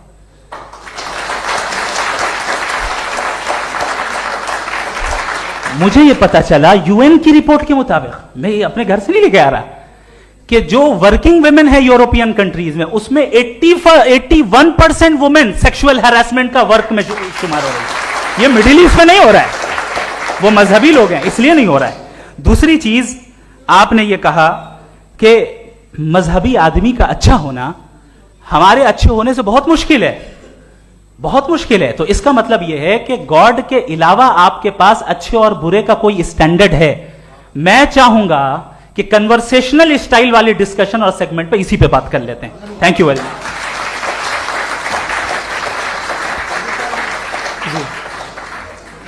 ये रिबटल का राउंड 2 है, आपके पास 5 मिनट का वक्त है और इसके बाद क्रॉस एग्जामिनेशन शुरू करेंगे। आप चाहें तो जो इन्होंने सवाल पूछे उनके जवाब आप रिबटल में भी दे सकते हैं। जी जी, देखिए पहले तो ये बात कि ये मिसाल गलत नहीं है, गलत है। इन्होंने पहले ही हमको डिसार्म कर दिया, कह लिया अकल से मामला सॉल्व नहीं हो सकता, लॉजिक से आप पहुंच नहीं सकते। ये एक मेटाफिजिकल चीज़ है। मेटाफिजिकल अजीब सा लफ्ज़ है, ठीक से किसी को माने नहीं मालूम इसके, तो ऐसा लगता है कुछ बड़ी चीज़ है। अरे भाई क्या होता है मेटाफिजिकल, बताओ, खड़ी हो। ये एक लफ्ज़ है जो कहीं भी इस्तेमाल हो जाता है। जब आप एक बात कर रहे हैं और आप मुझसे बहस कर रहे हैं तो मुझे मेटाफिजिकल मत बताइए, आप लॉजिकली मुझे प्रूफ किए। और अगर लॉजिकली आप नहीं बात करते साहब ये मेटाफिजिकल है, तो फिर हम आप बात क्या कर रहे हैं? मेरा आपका किस जबान में कॉन्वर्सेशन होगा? और ये कहना कि वक्त पहले नहीं था, तो फिर क्यों कहते हैं ये हमेशा से और हमेशा रहेगा? हमेशा वक्त है, तो आप कैसे कहते हैं वो हमेशा से है और हमेशा रहेगा? हमेशा का मतलब है कोई वक्त, अगर वक्त ही नहीं है तो हमेशा कैसे? बाहर वो रहेगा। अब मैं ये देखता हूं, आपने कहा ना कि वहां रेप ज्यादा होते हैं, तो हम एक बात देखते हैं कि ये दुनिया जिस पे वो कादर मुतलक है, जिसकी मर्जी के बगैर पत्ता भी नहीं हिलता, ओमनीपोटेंट है, ये दुनिया चल कैसे रही है? और इस दुनिया का हाल क्या है? 45,000 बच्चे जो 10 साल की उम्र से कम थे वो गाजा में मरे। भूख से काला हांडी में बच्चे मरते हैं और डिप्थेरिया से मरते हैं। डिप्थेरिया अजीब मर्ज है, गले में जाली बनना शुरू होती है, बच्चा नीला हो जाता है, गरीब का बच्चा, इसलिए कि उपास इलाज में। ये कादर मुतलक है जो चाहे कर दे, इससे आप दुआएं मांगते हैं हमारी ये काम कर दे वो कर दे, तो इसका मतलब डे टू डे लाइफ में वो इंटरफेयर करता है और ये देख रहा है वो। अगर वो वाकई भी है फॉर डिस्कशन से, तो मैं जब दुनिया देखता हूं तो मेरे दिल में उसके लिए कोई इज्जत नहीं पैदा होती।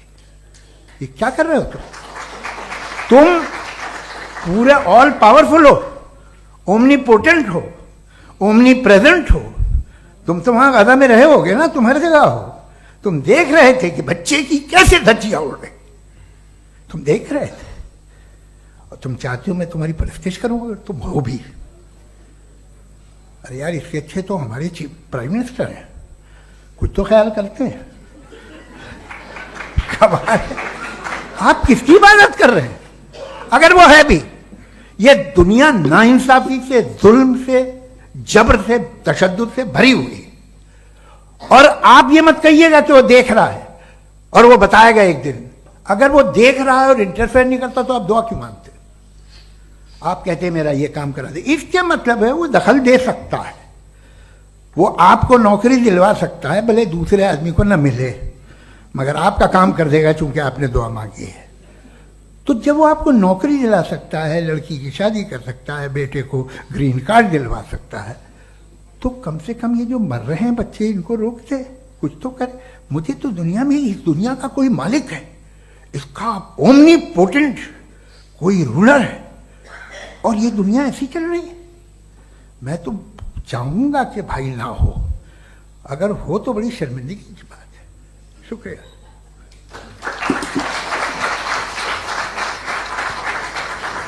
देवियों और सज्जनों, इस बहस के 2 राउंड और 2 रिबटल पूरे हो चुके हैं।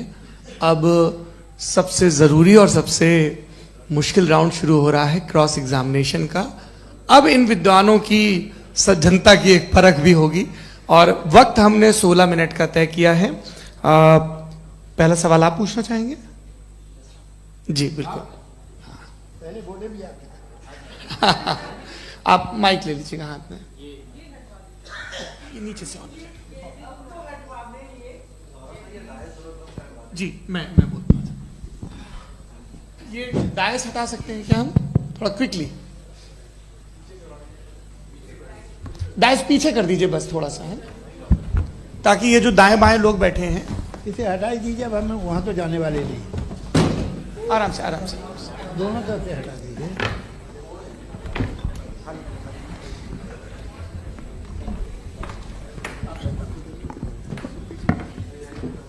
इस बीच आप लोग भी अपने अपने सवाल तैयार कर लें। ये ध्यान रखेंगे कि मैं यहां से सवाल लूंगा, आप लोगों को अपना हाथ ऊपर करना है, अपना नाम बताना है, और अधिकतम 3 वाक्यों में अपना सवाल पूरा करना है। कई लोग सवाल की जगह भाषण देने लगते हैं, उससे आज बचना है। जी मुफ्ती साहब, पहला सवाल आपका, 16 मिनट हैं, हम दोनों लोगों के सवाल लेंगे। जी जी बहुत शुक्रिया। आपकी जो अभी बात हुई बहुत अहम थी, मैं इसको चाहूँगा कि आगे डिस्कस करूँ, लेकिन चूंकि अभी वो सेगमेंट है क्रॉस एग्जामिनेशन, तो सबसे पहला सवाल आपसे ये है कि जो मैं इतनी देर से कॉन्टिंजेंसी आर्ग्यूमेंट आपको बता रहा था, ये अकल से ही बता रहा था हजरत, आप ये बताएं कि आप इन्फिनिट रिग्रेस ऑफ कॉजेस को पॉसिबल मानते हैं या नेसेसरी बीइंग के एग्जिस्टेंस को सही समझते हैं? चूंकि 2 ही ऑप्शन हो सकता है, आप ये बताएं। देखिए, आपको मैं ईमानदारी से बात करूं, एक तो मैं कॉन्टिजेंसी वर्ड ठीक से समझता नहीं, और इस वक्त भी जो आपने अंग्रेजी के अल्फाज इस्तेमाल किए वो ज़रा थोड़े से मुझे डिफ़िकल्ट और कॉम्प्लिकेटेड लगे, तो आप ज़रा सिंपल ज़बान में सवाल कर सकते हैं? बिल्कुल कर सकता हूँ जी। यूनिवर्स की हर चीज कॉन्टिंजेंट होने का मतलब यह है कि वो अपने एग्जिस्टेंस में किसी के ऊपर डिपेंडेंट है। जो भी चीज डिपेंडेंट होगी वो चीज इंडिपेंडेंट नहीं हो सकती, तो उसका कोई ना कोई कॉज होगा। तो अब आप क्या समझते हैं कि ये इन्फिनिट रिग्रेस है, यानी कॉज पर कॉज, कॉज पर कॉज, कॉज पर कॉज, और कभी कोई यानी ये एंडलेसली चलता रहा? क्योंकि अगर ऐसा होगा तो हम तो एग्जिस्टेंस में आते ही नहीं। लॉजिकली ये मुत्तफक अलैह चीज है, मुत्तफक अलैह, अग्रीड अपॉन। इस पे हमने एग्री किया था कि मुश्किल शब्द आएगा तो अर्थ बताना पड़ेगा। तो इन्फिनिट रिग्रेस तो पॉसिबल नहीं है, तो कहीं ना कहीं आपको रुकना पड़ेगा ऐसे नेसेसरी बीइंग पर। नहीं, कोई जरूरत नहीं रुकने की। किसने कहा आप रुकना पड़ेगा? आप रुकते हैं खुदा पे, आप नहीं रुकते। आप कहते हैं वो हमेशा से, जब उस वक्त से जब वक्त नहीं था। आप कहाँ रुकते हैं कि अब हुआ था वो? आप नहीं कहते। हम क्यों नहीं मान सकते कि यूनिवर्स जो है और बल्कि मल्टीवर्सेस जो है वो हमेशा से हैं, वो बनती है, बिगड़ती है। एक हमारे यहाँ एक चीज़ है ब्लैक होल, वो समेट लेता है वापस, फिर ब्लास्ट होता है, फिर फैल जाता है। और इसमें हमारी तो खैर कोई औकात ही नहीं है इंसान की। एक छोटे से जर्रे पे हम 50-60 साल की उम्र रखते हैं, जो करोड़ों अरबों साल की कायनात है उसमें, और पैदा भी नहायत ही बेहुदा वजह से हुए थे।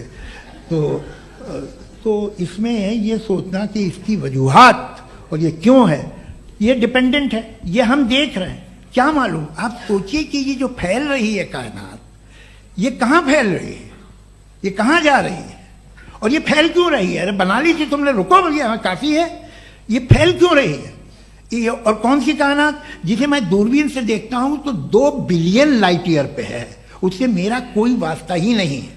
2 बिलियन ईयर यानी अगर मैं 80,000 माइल्स पर सेकेंड से चलूं तो 20 करोड़ साल में वहां पहुंच जाऊंगा। इसकी जरूरत क्या थी? ये दुनिया, ये कायनात तो इंसान अशरफुल मखलूकात के लिए बनाई गई ना। तो ये सब ये टर्म समझ में नहीं आया। इसमें कोई खास समझने वाली बात थी भी नहीं। ये जो अल्टीमेट कहा यह जाता है कि ये जो पूरी यूनिवर्स है, ये जो दुनिया है, ये इंसान के लिए बनाई गई। अच्छा, ये सब इंसान के लिए। क्यों साहब, सही है ना? बिल्कुल, लेकिन इसका ये मतलब नहीं कि किसी चीज के पीछे रीजन आपको नहीं पता तो रीजन नहीं है, इसे कहते हैं नहीं, मुझे नहीं पता, लेकिन मेरी जिम्मेदारी नहीं है। वो बिल्कुल सही कहा था उसने, बर्टन रसल ने। आपने उसे मजाक में टाल दिया कि भाई आप एक दावा कर रहे हैं, मैं क्यों कहूं कि ये गलत है दावा? आप प्रूफ कीजिए, मेरे पे जिम्मेदारी ही नहीं है, मैंने थोड़ी कहा है। आप प्रूफ कीजिए कि ये सही है। आप आर्ग्यूमेंट ऑफ कंटिजेंसी का जवाब ही नहीं दे रहे हैं। पूछना चाहेंगे? आप सवाल पूछना चाहेंगे मुफ्ती साहब से? क्योंकि ये क्रॉस एग्जामिनेशन का दौर है। आप जैसे पहले बोल रहे थे फेथ को लेकर कुछ, मैं ये पूछना चाहूंगा कि खुदा ने जो भी रेवलेशन किए हैं, एक मजहब के लिए बहुत से मजहबों में किए हैं, अलग अलग रेवलेशन है। कहीं कुछ एक बातें हैं, कॉन्ट्रडिक्शन भी है आपस में, कहीं कुछ आप कर सकते हैं, कहीं कुछ नहीं कर सकते। ऐसा नहीं है कि सबकी कोड ऑफ मॉरल एक है। तो ये किस्सा क्या है? अब आप ये देखिए कि मुझे कभी कभी लगता है कि जो फुटबॉल फाइनल होता है, लाखों लोग होते हैं, फिर वो टीवी कवर कर रही करोड़ों लोग, अगर उसमें खुदा की एक बूमिंग आवाज आ जाती, मैं गॉड हूं, तो सारे लोग अभी सुन लेते और टीवी पे भी सुन लेते, किस्सा खत्म होता। ये इतनी राजदारी क्या है कि तुम सामने कुछ तो सबूत दे दो हमें सॉलिड। ये कह साहब ये यूनिवर्स कैसे बनी, इससे मसला क्या हल होगा? मैं पूछूंगा आपसे खुदा कैसे बना? क्यों नहीं पूछूंगा कैसे बना? बल्कि वो तो कायनात से कहीं ज्यादा इंटेलिजेंट है, कायनात से कहीं ज्यादा कॉम्प्लेक्स। जी वो हमेशा से है, आप कहेंगे मैं मान लूंगा। अच्छा, दोयम वो कादिर मुखलक, यानी कादिर मुखलक का मतलब ओमनीपोटेंट, वो जो चाहे कर सकता है। आपको नौकरी दिलवा सकता है, आपकी अच्छी जगह शादी करवा सकता है, आपके पड़ोसी का मुकदमा हरवा सकता है, आपको जिता सकता है, सब काम करता है। थोड़ा सा माइक क्लोज जी। वो इस दुनिया को चला कैसे रहा है? ये दुनिया कैसे चल रही है? आपको इस पे हैरत नहीं होती? या कयामत के बाद कभी एक जस्टिस होगा, जब ये बच्चा मर चुका होगा, जिसकी धज्जियां उड़ गई बम से, इसको इंसाफ मिलेगा तब? अच्छा, अब जवाब दूं? हाँ दीजिए। मैं वही इसीलिए आप की तरफ। सबसे पहले आपने रेवलेशन और स्क्रिप्चर्स की बात की, इस पे मैं बात कर सकता हूं, लेकिन आज नहीं करूंगा चूंकि वक्त कम है। कभी और इस पे डिस्कस करेंगे, मैं तैयार हूं उस पे भी बात करने के लिए। ये अभी से राउंड 2 की भूमिका तय हो रही है। Does God exist round 2? चूंकि आज गॉड के एग्जिस्टेंस पे बात है, तो मैं उसी के रिलेटेड जो है आपके सवालात को एंटरटेन भी करूंगा और मैं भी पूछूंगा।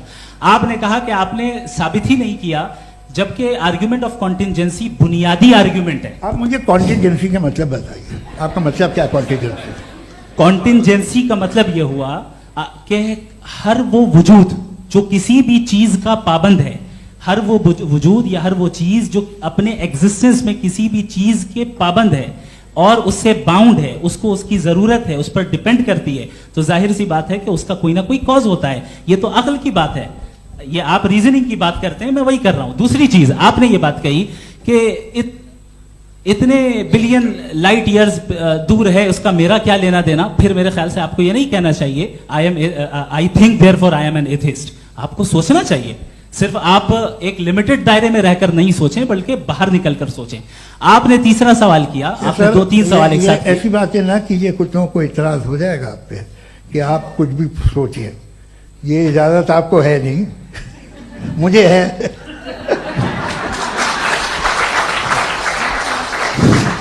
जी, आपने प्रॉब्लम ऑफ इविल के ताल्लुक से सवाल किया और बार बार आप एक लफ्ज रिपीट कर रहे हैं कि ओमनीपोटेंट गॉड है, ऑल पावरफुल गॉड है। यही तो दरअसल समझना है कि गॉड का कॉन्सेप्ट क्या है। प्रॉब्लम ऑफ इविल जो है, प्रॉब्लम ऑफ इविल दर हकीकत 2 असम्पशंस पर कायम है। अगर आप इन 2 असम्पशंस को समझ जाएं तो ये प्रॉब्लम नहीं रहेगी, आर्ग्यूमेंट आपको समझ में आ जाएगी कि ये कोलैप्स कर जाता है। पॉइंट नंबर 1, यानी जो आपका सबसे पहला फॉल्स असम्पशन है कि गॉड मर्सीफुल है, ओमनीपोटेंट है, दुनिया में जुल्म हो रहा है। लेकिन आपको यह समझना चाहिए कि हमारे वर्ल्ड व्यू के मुताबिक गॉड सिर्फ ओमनीपोटेंट और सिर्फ मर्सीफुल नहीं है, बल्कि वो ऑल वाइज भी है और वो ऑल नोइंग भी है, उसके हर काम के पीछे हिकमत और विजडम है। ये कोई जरूरी नहीं है कि वो हिकमत और विजडम आपको समझ में आए या मुझे समझ में आए। अगर आप जो समझ रहे हैं उसके मुताबिक आप फैसला कर रहे हैं, ये लिमिटेड पर्सपेक्टिव से आर्ग्यूमेंट है। और इस चीज को हम अपनी दुनिया में, अपने लाइफ में, डेली लाइफ में इस प्रिंसिपल को एक्सेप्ट करते हैं। हम जब किसी डॉक्टर के पास जाते हैं, डॉक्टर के पास जाकर वो अगर उसने हमें कोई दवाई दी है तो हम ये तो नहीं कहते कि जब तक आपके पास जितना नॉलेज और जितना विजडम नहीं है, आपने क्यों ये दवाई दी है, तब तक हम इस चीज को एक्सेप्ट नहीं करेंगे। नहीं कहते, हम उसकी अथॉरिटी को तस्लीम करते हैं। क्यों? क्योंकि उसकी हम जानते हैं कि वो नॉलेजेबल है, वो विजडम वाला है, हमसे ज्यादा नॉलेज और हमसे ज्यादा विजडम है। बताएं सर। नहीं, डॉक्टर में और खुदा में बड़ा डिफरेंस है। डॉक्टर पढ़ा लिखा होता है, एक तो मैं उसकी बात सुनूंगा। दो ये नहीं कुछ जवाब तो ये भी नहीं है सर। प्लीज अगर सब ऑडियंस से बोलने लगेंगे तो फिर मतलब नहीं सिविलाइज्ड बहस का। मतलब आप ये कहें कि चूंकि आप डॉक्टर पे बिलीव करते हैं इसलिए खुदा पे बिलीव किए, क्या ये मिसाल आपको समझाने के लिए आर्गुमेंट है, इस पे आपको एतराज नहीं है। तो सिंपल बात ये है कि मैं अगर ये यकीन कर लूं कि एक ओमनीपोटेंट, उसकी मसलहत है, ये जो बच्चे मर रहे हैं ये मसलहत है उसकी, मुझे नहीं चाहिए इसकी मसलहत। उसकी मसलहत नहीं, यही तो समझना है, मतलब एक्सपीरियंस। अच्छा, इस आपने अभी मेरी बात पूरी सुनी नहीं। मैंने कहा आपका पूरा आर्ग्यूमेंट दो फॉल्स असम्पशंस पर है। एक फॉल्स असम्पशन मैंने बता दिया, दूसरा फॉल्स असम्पशन यह है कि इस दुनिया में इविल के होने का कोई गुड रीजन नहीं है, जबकि हमारे पास बाज रीजंस मौजूद हैं, हमारे पास बाज वजूहात मौजूद हैं। अगर इस दुनिया में इविल ना हो तो आप गुड को डिफाइन कैसे करेंगे? अगर जुल्म ना हो आप इंसाफ को समझेंगे कैसे? अगर तारीकी ना हो तो आप लाइट को समझेंगे कैसे? बहुत अच्छे। अभी और सुन लें, अभी और बाकी है। ये तो बात बहुत पसंद आई साहब मुझे कि जब तक रेप ना हो तब तक औरतों की इज्जत का ख्याल आपने मेरा जवाब पूरा सुना ही नहीं। जब तक के बच्चों का कत्ल ना किया जाए तब तक आपको बच्चों की मासूमियत की इज्जत। आपने पूरा जवाब सुना ही क्या बात है, क्या आपने नुक्ता निकाला? आपने पूरा जवाब सुना ही नहीं। आप सुन लें, मेरी बात सुन लें। ये मैंने आपको एक चीज बताई। दूसरी चीज, इस दुनिया में हम आए हैं टेस्ट के लिए, हमारा टेस्ट हो रहा है और हर इंसान का अलग अलग अंदाज में टेस्ट होता है। और इस दुनिया में अगर इविल मौजूद है तो वो इविल जरिया है हमारे अंदर ह्यूमन नोबल क्वालिटीज को डेवलप करने का और अलग अलग फील्ड में प्रोग्रेस करने का। और अगर हमारे अंदर और इस दुनिया में इविल नहीं होता तो बताइए टेस्ट का मतलब क्या होता? अगर मैं अपने स्टूडेंट को एमसीक्यूज दूं और उसमें सिर्फ राइट आंसर लिख कर दे दूं और कहूं तुम्हारा टेस्ट हो गया, ये मीनिंगलेस है। इस दुनिया में अगर हम टेस्ट के लिए आए हैं तो जाहिर है गुड एंड इविल दोनों मौजूद है। तो अगर गुड एंड इविल दोनों मौजूद है तो ये इविल भी खुदा का बनाया हुआ है?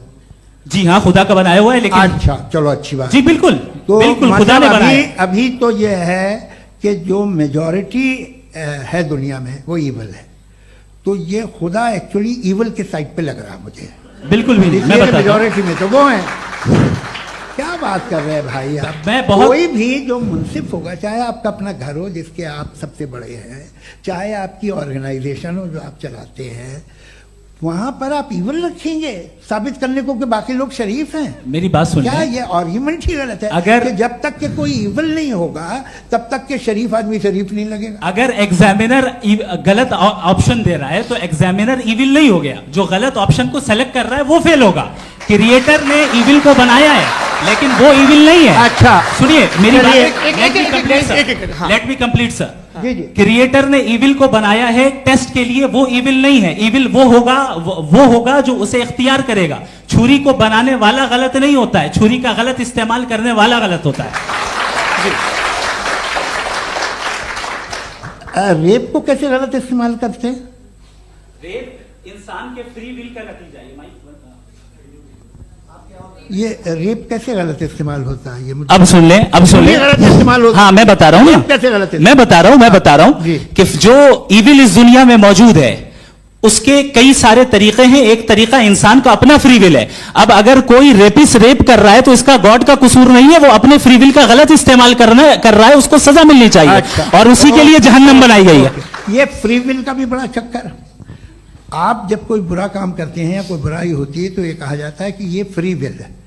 7 billion free wills are moving on this planet. 7 billion free will.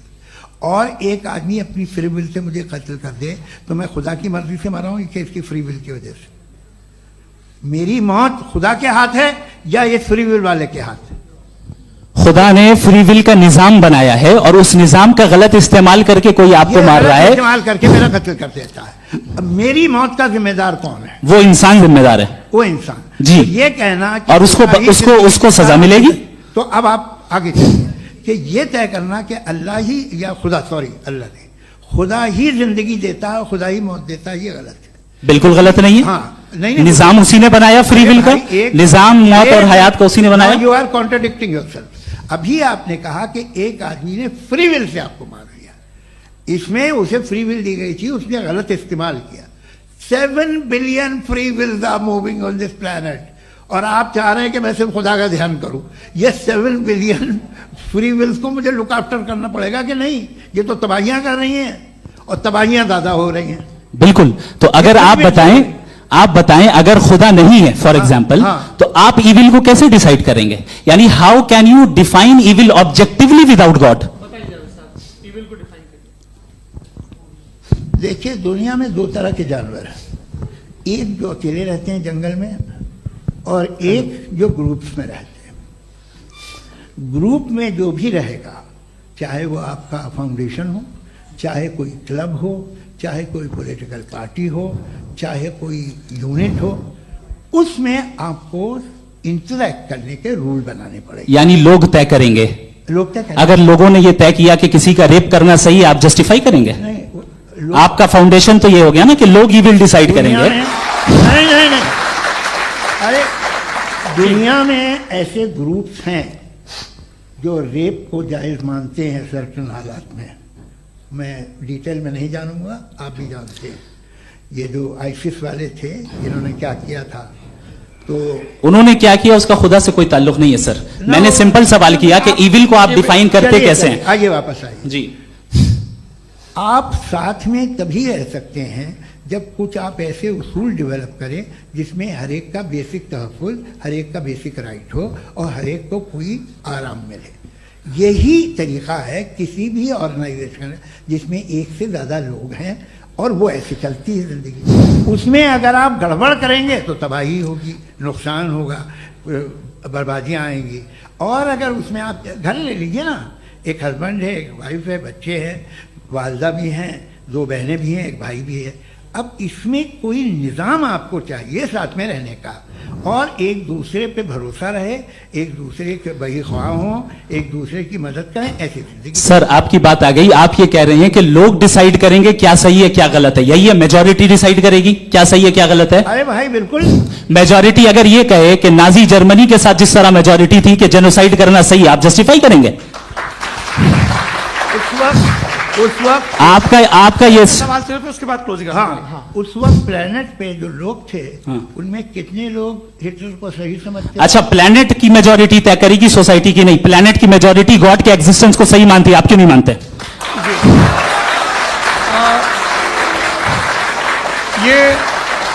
Hello ये क्रॉस क्वेश्चन का राउंड यहां पर समाप्त होता है।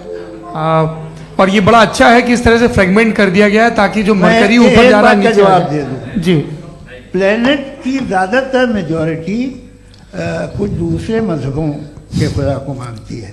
आप उन्हें क्यों नहीं? आप तो मेजॉरिटी की बात कर रहे हैं। ये क्लोजिंग आप ये कह रहे हैं इविल और गुड को डिसाइड मेजॉरिटी करेगी। मेजॉरिटी जो कर दे वो सही हो जाएगा। क्लोजिंग इसको जैसा आप ही लोगों ने तय किया है उसी फॉर्मेट को फॉलो कर लेते हैं। हाँ भाई, मैंने तो भले लोगों पे एतबार किया और तब मॉडरेशन तय किया। जी, आपके पास 5 मिनट का वक्त है, क्लोजिंग आर्ग्यूमेंट है, उसके बाद हम ऑडियंस से क्वेश्चन आंसर लेंगे जावेद साहब की क्लोजिंग आर्ग्यूमेंट के बाद। ओके, बहुत शुक्रिया जी।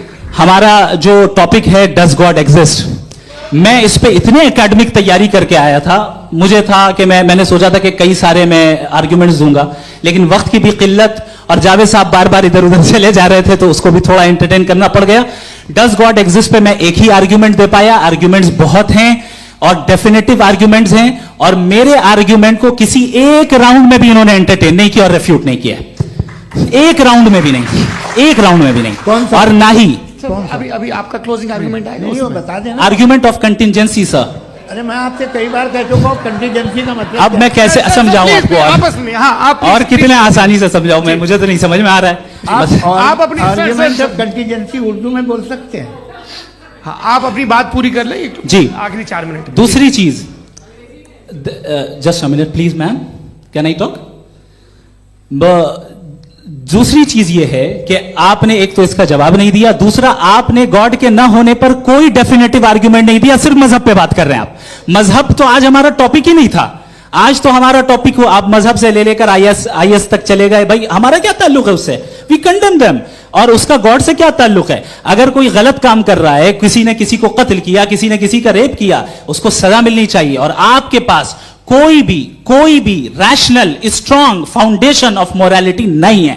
आपने कहा कि मेजॉरिटी तय करेगी सोसाइटी की, वो सही होगा। मैंने कहा हिटलर को, फिर आप सही कहेंगे नहीं, प्लैनेट की सोसाइटी की मेजॉरिटी तय करेगी। तो प्लैनेट की मेजॉरिटी गॉड के एग्जिस्टेंस को मानती है, आप कह रहे हैं ये रिलीजियस है। तो यानी आपके पास कोई स्ट्रॉन्ग फाउंडेशन नहीं है ऑब्जेक्टिव मोरालिटी का। ऑब्जेक्टिव मोरालिटी का अगर कोई फाउंडेशन है तो वो सिर्फ गॉड है, गॉड है, गॉड है। थैंक यू जी। ये मुफ्ती शमाइल नदवी साहब का क्लोजिंग आर्ग्यूमेंट था। अब हमारे पास जी, मैं जी ये बड़ा अच्छा है कि दोनों लोगों को मॉडरेटर से शिकायत भी और बोल रहे भाई हमारी शाबाशी भी तो करते चलो। अब मेरी बात जी, आपके पास जावेद अख्तर साहब 5 मिनट का वक्त है, ये आपका क्लोजिंग आर्ग्यूमेंट है, टाइम रीसेट कर दें जी।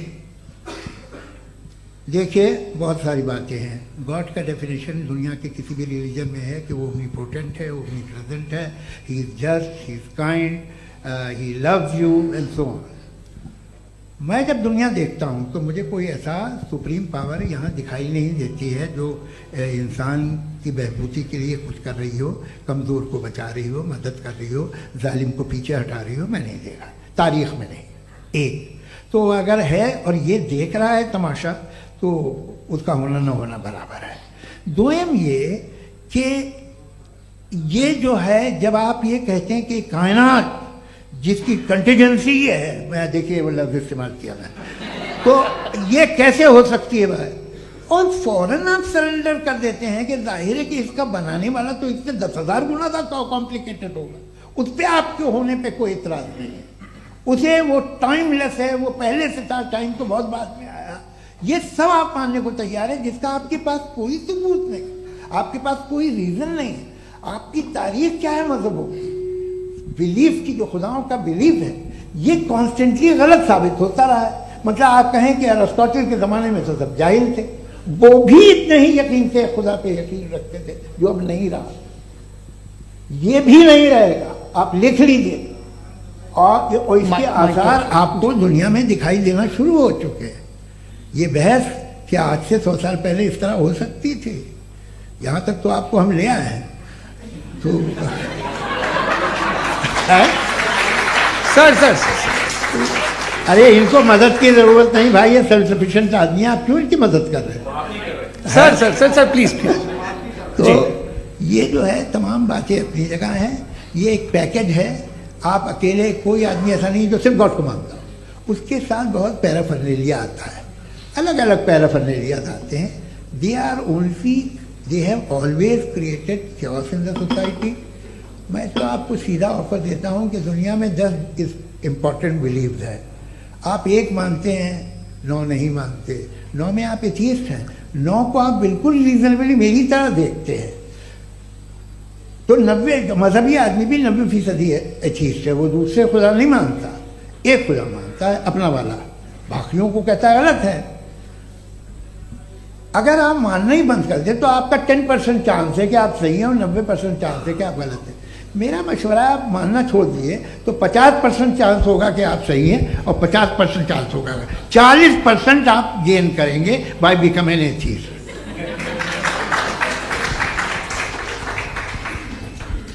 ये एक फरसूदा ख्याल है, ये ख़त्म हो रहा है। हो सकता है मेरी ज़िंदगी में ना हो, लेकिन ये हो जाएगा। जो बातें ये इनको आप मेटाफिजिकल, ये वो ऐसे रिस्पेक्टेबल टर्म दे दिए, ये तो उन लोग के हैं जिन्हें ना फिजिक्स मालूम थी ना मेटा मालूम था, ये उन्होंने आपको दिए हैं। जी बहुत शुक्रिया आप दोनों लोगों का। और अब इस बातचीत का आखिरी राउंड शुरू होगा, डज गॉड एग्जिस्ट की ये बहस मुफ्ती शमाइल नदवी और जावेद अख्तर साहब के बीच। आप लोग अपने अपने हाथ ऊपर करेंगे, मैं यहाँ से तय करूँगा और माइक हमारे पास है क्या? एक ही माइक है ऑडियंस के लिए? 2 माइक है, एक इस तरफ एक इस तरफ, ठीक है। तो जी सबसे पहले हमारी सहयोगी है मारिया शकील जी, पूछिए सवाल। थोड़ा सा रुकेंगे ताकि कैमरे का फ्रेम आप पर आ जाए, आपकी तो प्रैक्टिस है टीवी की। जी नदवी साहब, मैं खुदा को मानती हूँ, पहले मैं इसी प्रमाइस से शुरू कर रही हूँ और ये बता रही हूँ आपको, मैं मानती हूँ, लेकिन कुछ सवाल हैं जो जावेद साहब ने उठाया, उसका जवाब आपको देना चाहिए। पहला सवाल ये कि गजा में सालों से छोटे बच्चे मर रहे हैं, वो उनको, अगर खुदा मर्सीफुल है, हम मानते हैं कि अल्लाह ताला में बहुत ताकत है, तो वो बच्चे क्यों मर रहे हैं? दूसरी बात ये कि अगर कंटिजेंसी की जो आप बात करते हैं, पूरे मुस्लिम ममालिक मिल करके भी उन गजा के बच्चों को क्यों नहीं बचा पा रहे हैं? क्योंकि अगर वो चाहते, क्योंकि अल्लाह ताला उन पर हुकूमत करते हैं, सब पर हुकूमत करते हैं, तो वो उनको क्यों नहीं बचा? जी थैंक यू वेरी मच। बहुत अच्छा किया आपने इस चीज को जिक्र कर दिया, मैं इसको और अच्छे से एक्सप्लेन करने की कोशिश करता हूं। देखें, जहां तक आपने कहा कि गजा के बच्चों को मारा जा रहा है, देखिए 2 वर्ल्ड व्यू है, एक एथीस्टिक वर्ल्ड व्यू, एक थीस्टिक वर्ल्ड व्यू है।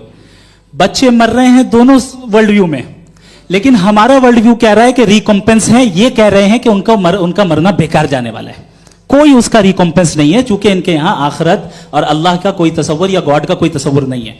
आपने ये सवाल किया कि गॉड मर्सीफुल है, क्यों नहीं रोकता? ये मैंने बताया कि ये मिसकंसेप्शन है लोगों के दरमियान कि गॉड को सिर्फ मर्सीफुल और ओमनीपोटेंट समझते हैं। गॉड के सिर्फ यही 2 एट्रीब्यूट्स नहीं है, गॉड के कई सारे एट्रीब्यूट्स हैं, उनमें से अल हकीम भी है, उनमें से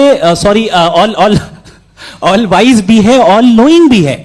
लिहाजा अगर इस दुनिया में किसी को तकलीफ आ रही है और गॉड उसको नहीं रोक रहा है, वो इसलिए नहीं रोक रहा है चूंकि इंसानों को फ्री विल दिया गया है।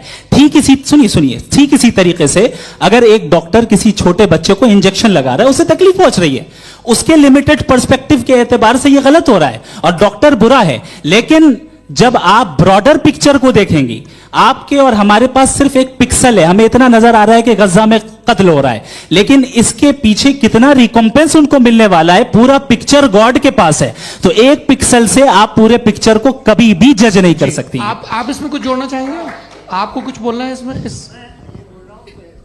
भैया आपने बहुत अच्छा जस्टिफिकेशन दिया, या आप वो जो वहाँ के प्राइम मिनिस्टर इजराइल के उन्हें भेजिए, वो बहुत खुश होंगे। आप जस्टिफिकेशन दे देना कि अगर गॉड नहीं है तो बच्चे क्यों मर रहे हैं, आप बताएं। वो ये सवाल पूछ रहे हैं कि अगर आप ईश्वर का अस्तित्व नहीं मानते हैं तो उन बच्चों की मौत को आप कैसे इंटरप्रेट करते हैं? भाई ये दुनिया जो है, जो ताकतवर लोग होते हैं वो एक नाइंसाफी करते हैं। तो ये अच्छा काम है आपके नजदीक, तो नेचर नाइंसाफी पे मबनी है। अरे मेरे भाई, आप नेचर की कहाँ बात कर रहे हैं, तो इंसान की बात। तो फिर जब मैं इंसान की बात कर रहा था, आप नेचर की बात करने लगे। क्रॉस एग्जामिनेशन नहीं। हाँ, अब आप मुझे बोलने नहीं देंगे तो अलग बात है, आप बोलिए, मुझे कोई जल्दी नहीं। जी नहीं, ये क्रॉस एग्जामिनेशन। मुझे बोल तो लेने दीजिए। जी बोलिए। क्या बात ये है कि ह्यूमन सोसाइटी तभी साथ में रह सकती है जब वो मोहब्बत से, एकता से, एक दूसरे के एहतराम करके रहे। इसके अलावा पॉसिबल नहीं है, अकेले तो इंसान रह नहीं सकता। वहाँ पर कुछ लोग हैं जो फाउल करते हैं, वो फाउल हमेशा से तारीख में होता आया है। आज ये हो रहा है, जो हो रहा है बहुत बुरा हो रहा है, बहुत जालिमाना है, बहुत जाबराना है। उसको आप कहें कि ये बच्चों को कॉम्पनसेशन मिल जाएगा या इसकी इंजेक्शन है, इंजेक्शन तो हेल्थ के लिए दिया जाता है। आप ये कह रहे हैं कि ये बच्चों की जो धज्जियां उड़ रही हैं ये इंजेक्शन है, ये टेस्ट है, ये टेस्ट है और उस टेस्ट में उनको ऐसा रिकॉम्पेंस मिलेगा जो आपके तस्वुर के बाहर है। ये आप 3 बरस के बच्चे को बारूद से उड़ा के टेस्ट ले रहे हैं। वाह, वो नहीं ले रहा है, खुदा नहीं उड़ा रहा है, इजराइल उड़ा रहा है। जी, ये तो उसको कंडेम अगला सवाल लेते हैं प्रोफेसर पुरुषोत्तम अग्रवाल। मुफ्ती साहब, एक निवेदन आपसे है कि कम से कम थोड़ा सा माइक क्लोज एक रिलीजियस और फिलोसफिकल कर मैं प्लीज। एक रिलीजियस और फिलोसफिकल ट्रेडिशन है जो ब्रह्मांड को यानी यूनिवर्स को ही अंतिम मानती है। सर्वम खलु इदम ब्रह्मम, this is Chandogya Upanishad and it completely rules out the existence और नेसेसिटी, आपके शब्दों में necessity of a creator. The creation itself is the creator. तो एक मिनट प्लीज। दूसरा जो सवाल आपने अभी, जो आप बार बार कह रहे हैं कि भगवान विद्वान भी है, वाइज, सब जानने वाला। तो अगर विजडम में दुनिया भर के पापों और अत्याचारों को बर्दाश्त करना शामिल है, तो फिर इसका मतलब ये हुआ कि अगर मैं फ्री विल से उसको अपोज करता हूं तो ईश्वर की विजडम और मेरी फ्री विल में कॉन्ट्राडिक्शन है। Because when I am opposing whatever is happening in Gaza, then I am opposing the God's will और गॉड्स विजडम। जवाब लेते हैं क्योंकि तो गॉड की विजडम, एक मिनट सर प्लीज सर, ये एक जुमला, गॉड की विजडम है कि गाजा में जो कुछ हो रहा है वो हो रहा है, मैं उसका अपोज कर रहा हूं, तो मैं गॉड की विजडम के खिलाफ जा रहा हूं। एक सवाल। दूसरा ये नहीं, आपने दो ऑलरेडी। सर आप और सवाल कर लें, लेकिन मुझे दो जवाब दे। पहले आपने ये कहा, सुनिए मेरी बात सुनिए। इजराइल के गॉड के मुताबिक तुम्हारा ठीक हो रहा है ना? नहीं हो रहा है, ठीक नहीं हो रहा है। मैं बता रहा हूं क्या हो रहा है, आप तशरीफ रखिए, मैं बता रहा हूं क्या हो रहा है। Let me complete please. एक सेकंड गाइस, एक सेकंड। ये देखिए, ऐसा है कि ये सब बड़ा आपस में विचार विमर्श के बाद ये तय हुआ था कि कुछ नियम बना लिए जाएं ताकि एक टाइम बाउंड बातचीत चले। और भाई साहब, आप बड़ा जरूरी काम कर रहे हैं, लेकिन कैमरे के फ्रेम में आके उस काम को गड़बड़ कर दे रहे हैं। ठीक है गुरु, अब मेरे को कहीं का गुस्सा कहीं निकालना था, सॉरी। नहीं, कोई गुस्सा नहीं है जी। तो प्रोफेसर ने सवाल पूछे, आप उनके जवाब दें, और थोड़ा ये सब लोग थोड़ा ख्याल रखें भाई, सवाल संक्षिप्त रखें जी। आपने दो सवाल किया। सबसे पहला ये कहा कि हमारे पास ये कॉन्सेप्ट है कि ये यूनिवर्स खुद नेसेसरी बीइंग है, creation itself is the creator. How irrational is this कि मैं एग्जिस्ट करूंगा बाद में, लेकिन अभी एग्जिस्ट कर भी रहा हूं, यानी एक ही टाइम में एग्जिस्ट भी कर रहे हैं, नहीं भी कर रहे हैं। This is not true. दूसरी चीज, आपने कहा कि अगर इजराइल में, सॉरी माफ कीजिएगा, Israel doesn't exist, occupied Palestine में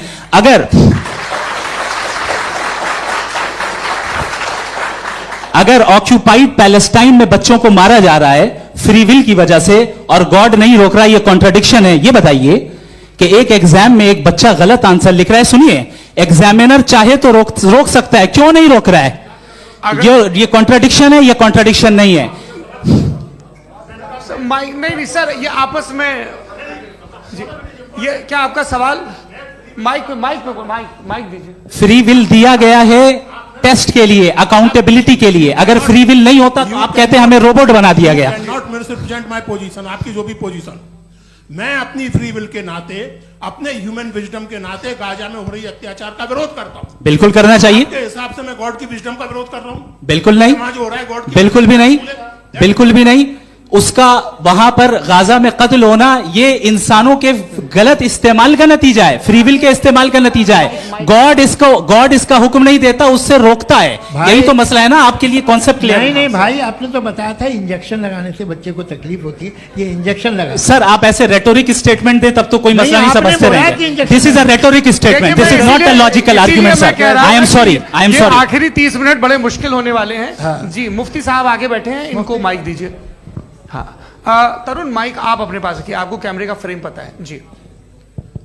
सबसे पहले दोनों को मुबारकबाद। एक सर अपना आप नाम बता दें। आप अमेरिका में शिकागो में रहते हैं, इतना मुझे याद है। बताया आपको, यासिर नदीम अलवाजदी मेरा नाम है। जावेद सर आपसे एक क्वेश्चन है इन्फिनिट रिग्रेस के ताल्लुक से। एक हाइपोथेटिकल सिनेरियो है, मसलन अगर आप सर माइक थोड़ा सा प्लीज क्लोज रखिए जी। अगर आप शायर इसलिए हैं कि आपके कोई उस्ताद शायर थे, और वो इसलिए शायर थे कि उनके कोई उस्ताद शायर थे, और इसी तरीके से हम माजी में पीछे चलते चलते चले जाएं और कहीं ना रुके, तो माफ कीजिएगा आप कभी शायर नहीं हो सकते। लेकिन आप शायर हैं, आपका शायर एग्जिस्ट करता है, इसका मतलब यह है कि आप कहीं ना कहीं रुके हैं। तो मेरा सवाल यह है कि क्या आप इन्फिनिट रिग्रेस ऑफ कॉजेस को लॉजिकल फैलेसी मानते हैं या नहीं मानते? हाँ या ना? मैं इन्हें लॉजिकल फैलेसी नहीं मानता हूँ, लेकिन मेरा प्रॉब्लम यह है कि जब मैं नहीं मानता हूँ तो I will continue with this logic जो फैलेसी नहीं हो। आप एक जगह रुक जाते हैं जाके, आप कहते हैं ये गेंद कैसे बनी, ये जजीरा कैसे बना, ये समंदर कैसे बना, ये ज़मीन कैसे बनी, और अचानक गॉड पे जाके आपको ब्रेक लग जाता है। एक बार आप सवाल नहीं करते कि भाई इनको बनाने वाला तो इनसे भी कॉम्प्लिकेटेड होगा, वो कैसे बना, उसके बारे में आपने इत्मीनान कर लिया, वो हमेशा से है। तो अगर आप उसे हमेशा से मानते हैं तो फिर ये मान लीजिए कि कायनात हमेशा से है, क्या तकलीफ है? हम वजूद में नहीं आते जी हैं? हम मौजूद नहीं। अच्छा सर क्यों नहीं हो सकते? मैं बताऊं प्लीज। जैसे मैंने मिसाल दी आपके शेर, आपका शेर कभी वजूद में ना आता अगर शायर इसी तरह चलते रहते हमेशा जी। माइक मेरे ख्याल से एक इन्फिनिट रिग्रेस का कॉन्सेप्ट क्लियर नहीं हो पाया, ऐसे रहने दें, लेट्स मूव ऑन सर। ठीक है। हाँ थोड़ा सा मॉडरेटर का भी ख्याल रखें। नहीं नहीं, आपने तो रखा है, आपने रखा है। यहाँ पे गौहर रजा साहब हैं, वो भी एक सवाल पूछना चाहते हैं। माइक नीचे से ऑन कर दिए, नीचे। पहले तो ये कह दूं कि मैं उन बच्चों से शर्मिंदा हूं जिनको गजा में कत्ल किया गया, क्योंकि हमारे होते हुए कत्ल किया गया। लेकिन उससे ज्यादा शर्मिंदगी इस बात से हुई कि मुझे लगा कि मुफ्ती साहब उसको जस्टिफाई कर रहे हैं। बिल्कुल भी नहीं, आप बहुत ही गलत, मुझे लगा मैं गलत हो सकता हूं। बिल्कुल गलत। मैं सवाल पूछ रहा हूं, सवाल मैं सवाल पूछ रहा हूं। मैं जावेद भाई से डिसएग्री करता हूं। एक सेकंड देखिए, अगर देखिए ऐसा, एक सेकंड आप सर, वेट, अरे आप कुछ मेरे पहले मुझे अपनी बात कह लेने दीजिए। अगर ऑडियंस तय करेगी तो फिर मॉडरेटर का मतलब नहीं। मेरा आप सबसे ये कहना है, ये बहस दो लोगों के बीच में है, एक तरफ मुफ्ती साहब, एक तरफ जावेद साहब। पिछले 1.5 घंटे से ये लोग अपने अपने तर्क रख रहे हैं। आपकी इनसे इत्तेफाकी हो सकती है, ना इत्तेफाकी हो सकती है। मेरे उस्ताद मुझे सिखा गए हैं कि मुखामुखम में असहमति की गुंजाइश बची रहनी चाहिए। अगर मैं आपकी बहुत इज्जत करता हूं गौहर साहब, आपने जो कमाल की किताबें लिखी, साइंटिफिक टेम्परामेंट, लेकिन मेरी ये गुजारिश है आप सबसे कि यदि आप इन लोगों ने जो बोला उन पर टिप्पणियां करेंगे तो ना वक्त की पाबंदी रहेगी, ना वो अनुशासन। आप सवाल पूछ लें, उस सवाल में जो बात आ जाए वो आ जाए। मैं जावेद साहब से डिसएग्री करता हूं, इसलिए जावेद साहब से सवाल पूछ रहा हूं। आपका सवाल जावेद अख्तर साहब से, और सवाल यह है मेरा कि जावेद साहब ने कई बार लॉजिक का इस्तेमाल किया कि साइंस में लॉजिक है और रिलीजन में लॉजिक नहीं है। मेरा ख्याल यह है कि रिलीजन में भी लॉजिक है, लेकिन उस लॉजिक की बेसिस यह है कि आप रुक जाते हैं, जिसका जिक्र जावेद साहब ने बार बार किया, यानी खुदा के तसव्वुर पे आते हुए, गॉड के तसव्वुर पे आते हुए रुक जाते हैं। और इसमें सवाल पूछना मतलब फॉरबिडन होता है। सवाल यह है कि क्या जावेद साहब इससे एग्री करते हैं कि साइंस की लॉजिक अलग है और रिलीजन की लॉजिक अलग है? बताइए सर। देखिए, 3 चीजें हैं। साइंस है, एक है मंतिक है, इस्तिदलाल है, और एक जो है कुछ भी नहीं है, फेथ है, अकीदा है। मैं अकीदे की लॉजिक का कायल नहीं हूँ। मुझे आप इस्तिदलाल से, लॉजिक से, रीज़न से समझाइए, मैं मानने को तैयार हूँ, मेरा क्या नुकसान होगा। लेकिन ये कि अकीदे पे मैं नहीं जा सकता हूँ। अकीदे का मतलब है कि तुम ये मान लो, सवाल ना करो, ये नहीं। आप सारी बातें करके, बड़ी साइंटिफिक बातें करके एक जगह जाके खुदा के हुदूद पे रुक जाते हैं, सरेंडर कर देते हैं। मैं सरेंडर करने को तैयार नहीं। दैट्स ऑल जी। ये आगे सर बैठे हुए हैं, इनको माइक दीजिए। भाई वो आप पूछना चाह रहे थे ना भाई? हाँ, नहीं मैं ये थैंक यू जी। आपका नाम? आसिम इफ्तिखार। आसिफ जी, पूछिए।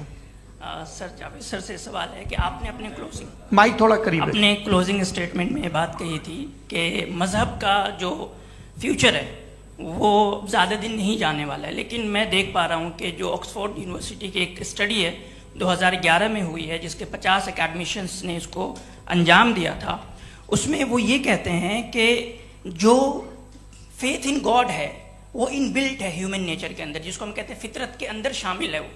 और वो ये कहते हैं कि अगर कोई ये समझता है कि मज़हब को वो ख़त्म कर देगा तो ये उसकी गलत फहमी है। तो आप इसके बारे में, इस स्टडीज़ के बारे में क्या कहते हैं? ठीक है, मैं उनसे एग्री नहीं करता हूँ। वो कौन से प्रोफेसर होंगे? ऐसा उनके क्या पास डेटा है, इन्होंने डेटा के बेस होगा। डेटा क्या हो सकता है? फ्यूचर का डेटा तो नहीं हो सकता ना उनके पास, प्रेजेंट का डेटा हो सकता है। डेटा आपने सुना 100 साल पहले का, बाद का डेटा मैंने तो नहीं सुना आज तक। तो आज उनकी ये राय है और होगी राय, ठीक है। दुनिया में तरह तरह की राय है लोग, लेकिन मैं समझता हूँ कि वक्त के साथ इंसान ज़्यादा से ज़्यादा रीजनेबल और लॉजिकल होता जा रहा है। आज आप देखिए वेस्टर्न यूरोप में क्या परसेंटेज है नॉन बिलीवर्स की, बहुत हाई। वहाँ चर्च खाली पड़े होते हैं। तो अल्टीमेटली तो इंसान कोई ऐसी बात बहुत अरसे तक नहीं मान सकेगा, चाहे गलत या सही, जो उसे, उसके दिमाग को, उसके जहन को, उसकी लॉजिक को अपील न करे। वो कह रहे हैं तो ऑक्सफोर्ड के होंगे तो कैम्ब्रिज के होंगे, तो मुझे क्या लेना देना। उनका डेटा मुस्तकबिल का नहीं हो सकता है। जी। दीपक, हाँ पूछिए। मैं आऊंगा अभी, पीछे की साइड भी आऊंगा, माइक वहीं भेजूंगा 2-3 साल के लिए। जी जावेद साहब, आपसे सवाल है। नमस्ते। अरे भाई सर, अगर आप ही लोग को तय करना है तो फिर 200 लोग तय कर लें। ये एक साथ नहीं sir, please don't do this sir. Sir, everybody has a right sir, but we can only take selected questions. No sir, अरे ये यंग लोग भी हैं तो इनकी ये अब उतने यंग, भाई आप यंग हैं कि नहीं हैं? वो कह रहे हैं वो भी यंग हैं साहब, आप उनकी नौजवानी पर दावा उनको ही करने थे। हाँ मुफ्ती साहब आप यंग, हाँ पूछे। अरे भैया सर, मेरा सवाल ये है, कुछ इनसे भी तो पूछो। जी नहीं, बस आपसे एक सवाल है। जैसे थीस्टों के पास अपने जो ईश्वर को मानते हैं उनके पास अपने सोशल गेट टुगेदर्स हैं। 5 रोज आज क्रिसमस आने वाला है, होली है, दिवाली है, ईद है। एथिस्ट क्या ऑफर कर रहे हैं? मतलब मैं इनकी दुकान से बोलूं, मैं आना चाहता हूं उस तरफ, पर मैं अट्रैक्ट नहीं हो पा रहा हूं। मैं सोशल गेट टुगेदर्स क्या है आपके पास? वो ये कह रहे हैं कि जो धार्मिक लोग हैं, अलग अलग धर्म के लोग, उनके उत्सव त्योहार कांग्रेगेशन बहुत हैं। अब आपको मैं एक सुनाता हूँ, यहाँ हिस्टोरियन भी बैठे हैं। मृदुला जी, आप बताइएगा सही है क्या? ये एक कॉन्स्टेंटाइन, एक ग्रीक रोमन बादशाह था जो क्रिश्चियनिटी आने के 400 साल बाद उसने डिसाइड किया कि मैं क्रिश्चियन हो जाऊंगा, मेरी पूरी स्टेट कैंसिल हो जाएगी। उस जमाने में ऐसे ही होता था, राजा जो धर्म इख्तियार करता था वो जनता भी कर लेती थी। इसलिए कि वो हो गया था बैंकक्रप्ट, और उसे जो मेडिटेरियन कोस्ट के रिच क्रिश्चियन वो थे मर्चेंट, उससे पैसा चाहिए था। तो उसने कहा यार क्रिश्चियन हो जाओ। तो उसने अपने वजीर से कहा कि भाई ये हिस्ट्री है कि अब हम लोग क्रिश्चियन हो जाते हैं। पहले सर हो जाएंगे, कोई प्रॉब्लम नहीं है, लेकिन एक प्रॉब्लम ये है कि 17 दिसंबर से 25 दिसंबर तक जो पेगन फेस्टिवल होता, जो पेगन्स थे वो लोग, जो फेस्टिवल होता है वो बंद हो जाएगा, इसलिए कि हम क्रिश्चियन हो गए तो होगा नहीं। तो वो बच्चों को बहुत बुरा लगेगा, पब्लिक को बहुत इंजॉय करते हैं, खासतौर से 25 को मेन डे। उसने कहा हाँ ये तो सही कह रहे हो, ये जीसस क्राइस्ट की पैदाइश कब थी? पहले साहब वो अप्रैल में थी। नहीं, कट करो, वो 25 दिसंबर को है। यह हकीकत है जी। और 400 साल बाद क्रिश्चियनिटी के अप्रैल से दिसंबर ले आए, और इसलिए कि यहाँ पेगन फेस्टिवल होता था। अब मनाते हैं आप आराम से। ये जो सारे फेस्टिवल हैं ये रिलीजन से, हर एक को एक इंटरटेनमेंट डिपार्टमेंट चाहिए होता है अपनी कंपनी चलाने के लिए। तो ये रिलीजन ने, ये सेकुलर त्योहार थे जिन्हें रिलीजन्स ने ले लिया है। ये मौसम के थे, फसलों के थे, किसानों के थे, उसको आपने लेके रिलीजियस रंग दे दिया। ये कोई रिलीजन से थोड़ी आए आप। अच्छा हमें देखिए, हम तो मुल्द हैं, हम ईद मनाते हैं, हम दिवाली मनाते हैं, हम होली मनाते हैं, हम क्रिसमस मनाते हैं। बम्बई की फिल्म इंडस्ट्री की सबसे बड़ी होली हमारे घर में होती है, सबसे बड़ी ईद हमारे घर में होती है। वो हमारे सोशल वो है, हमारे हेरिटेज है। ऐसा थोड़ी है कि we will throw the baby along with the water. ये तो अच्छी चीज़ है, इन्हें रखो, जो बेकार है फेंक दो। जी हाँ, हेलो जी, मेरा सवाल नादवी जी से है। जैसा कि आपने बोला कि गॉड टाइम के भी परे हैं, और गॉड इतनी कॉम्प्लेक्स चीज़ है कि उसे ह्यूमन माइंड समझ नहीं सकता, और गॉड ने अर्थ पे फ्री विल भी दे दी है। तो आप अपना वक्त ज़ाया क्यों कर रहे हैं गॉड के बारे में बात करके? अपन को तो बात करनी चाहिए कि सोसाइटी को बेहतर कैसे करें। जी, मैं गॉड वही बताता है सोसाइटी को कैसे बेहतर करे। अभी मैं आपका जवाब देता हूं। आपने कहा कि टाइम पे वो एग्जिस्ट नहीं करता,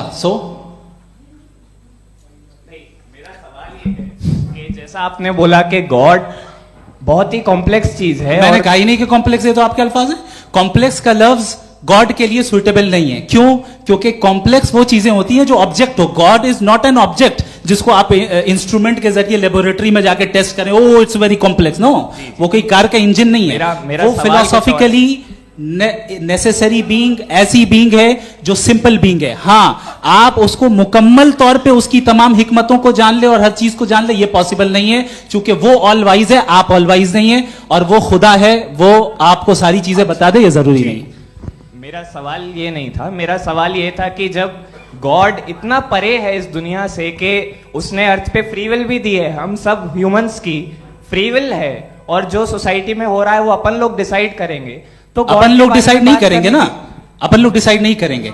गॉड जो है, गॉड ने वो उसकी जात, उसकी एग्जिस्टेंस टाइम एंड स्पेस से परे है, लेकिन वो हमारा टेस्ट ले रहा है, और उसी गॉड ने हमें बताया कि तुम्हें क्या करना है क्या नहीं करना है, तो जाहिर उस गॉड की बात सुनेंगे ना हम। जी, वो पीछे एक चश्मा लगाए जो मैम खड़ी हैं, उनको दीजिए। हाँ आप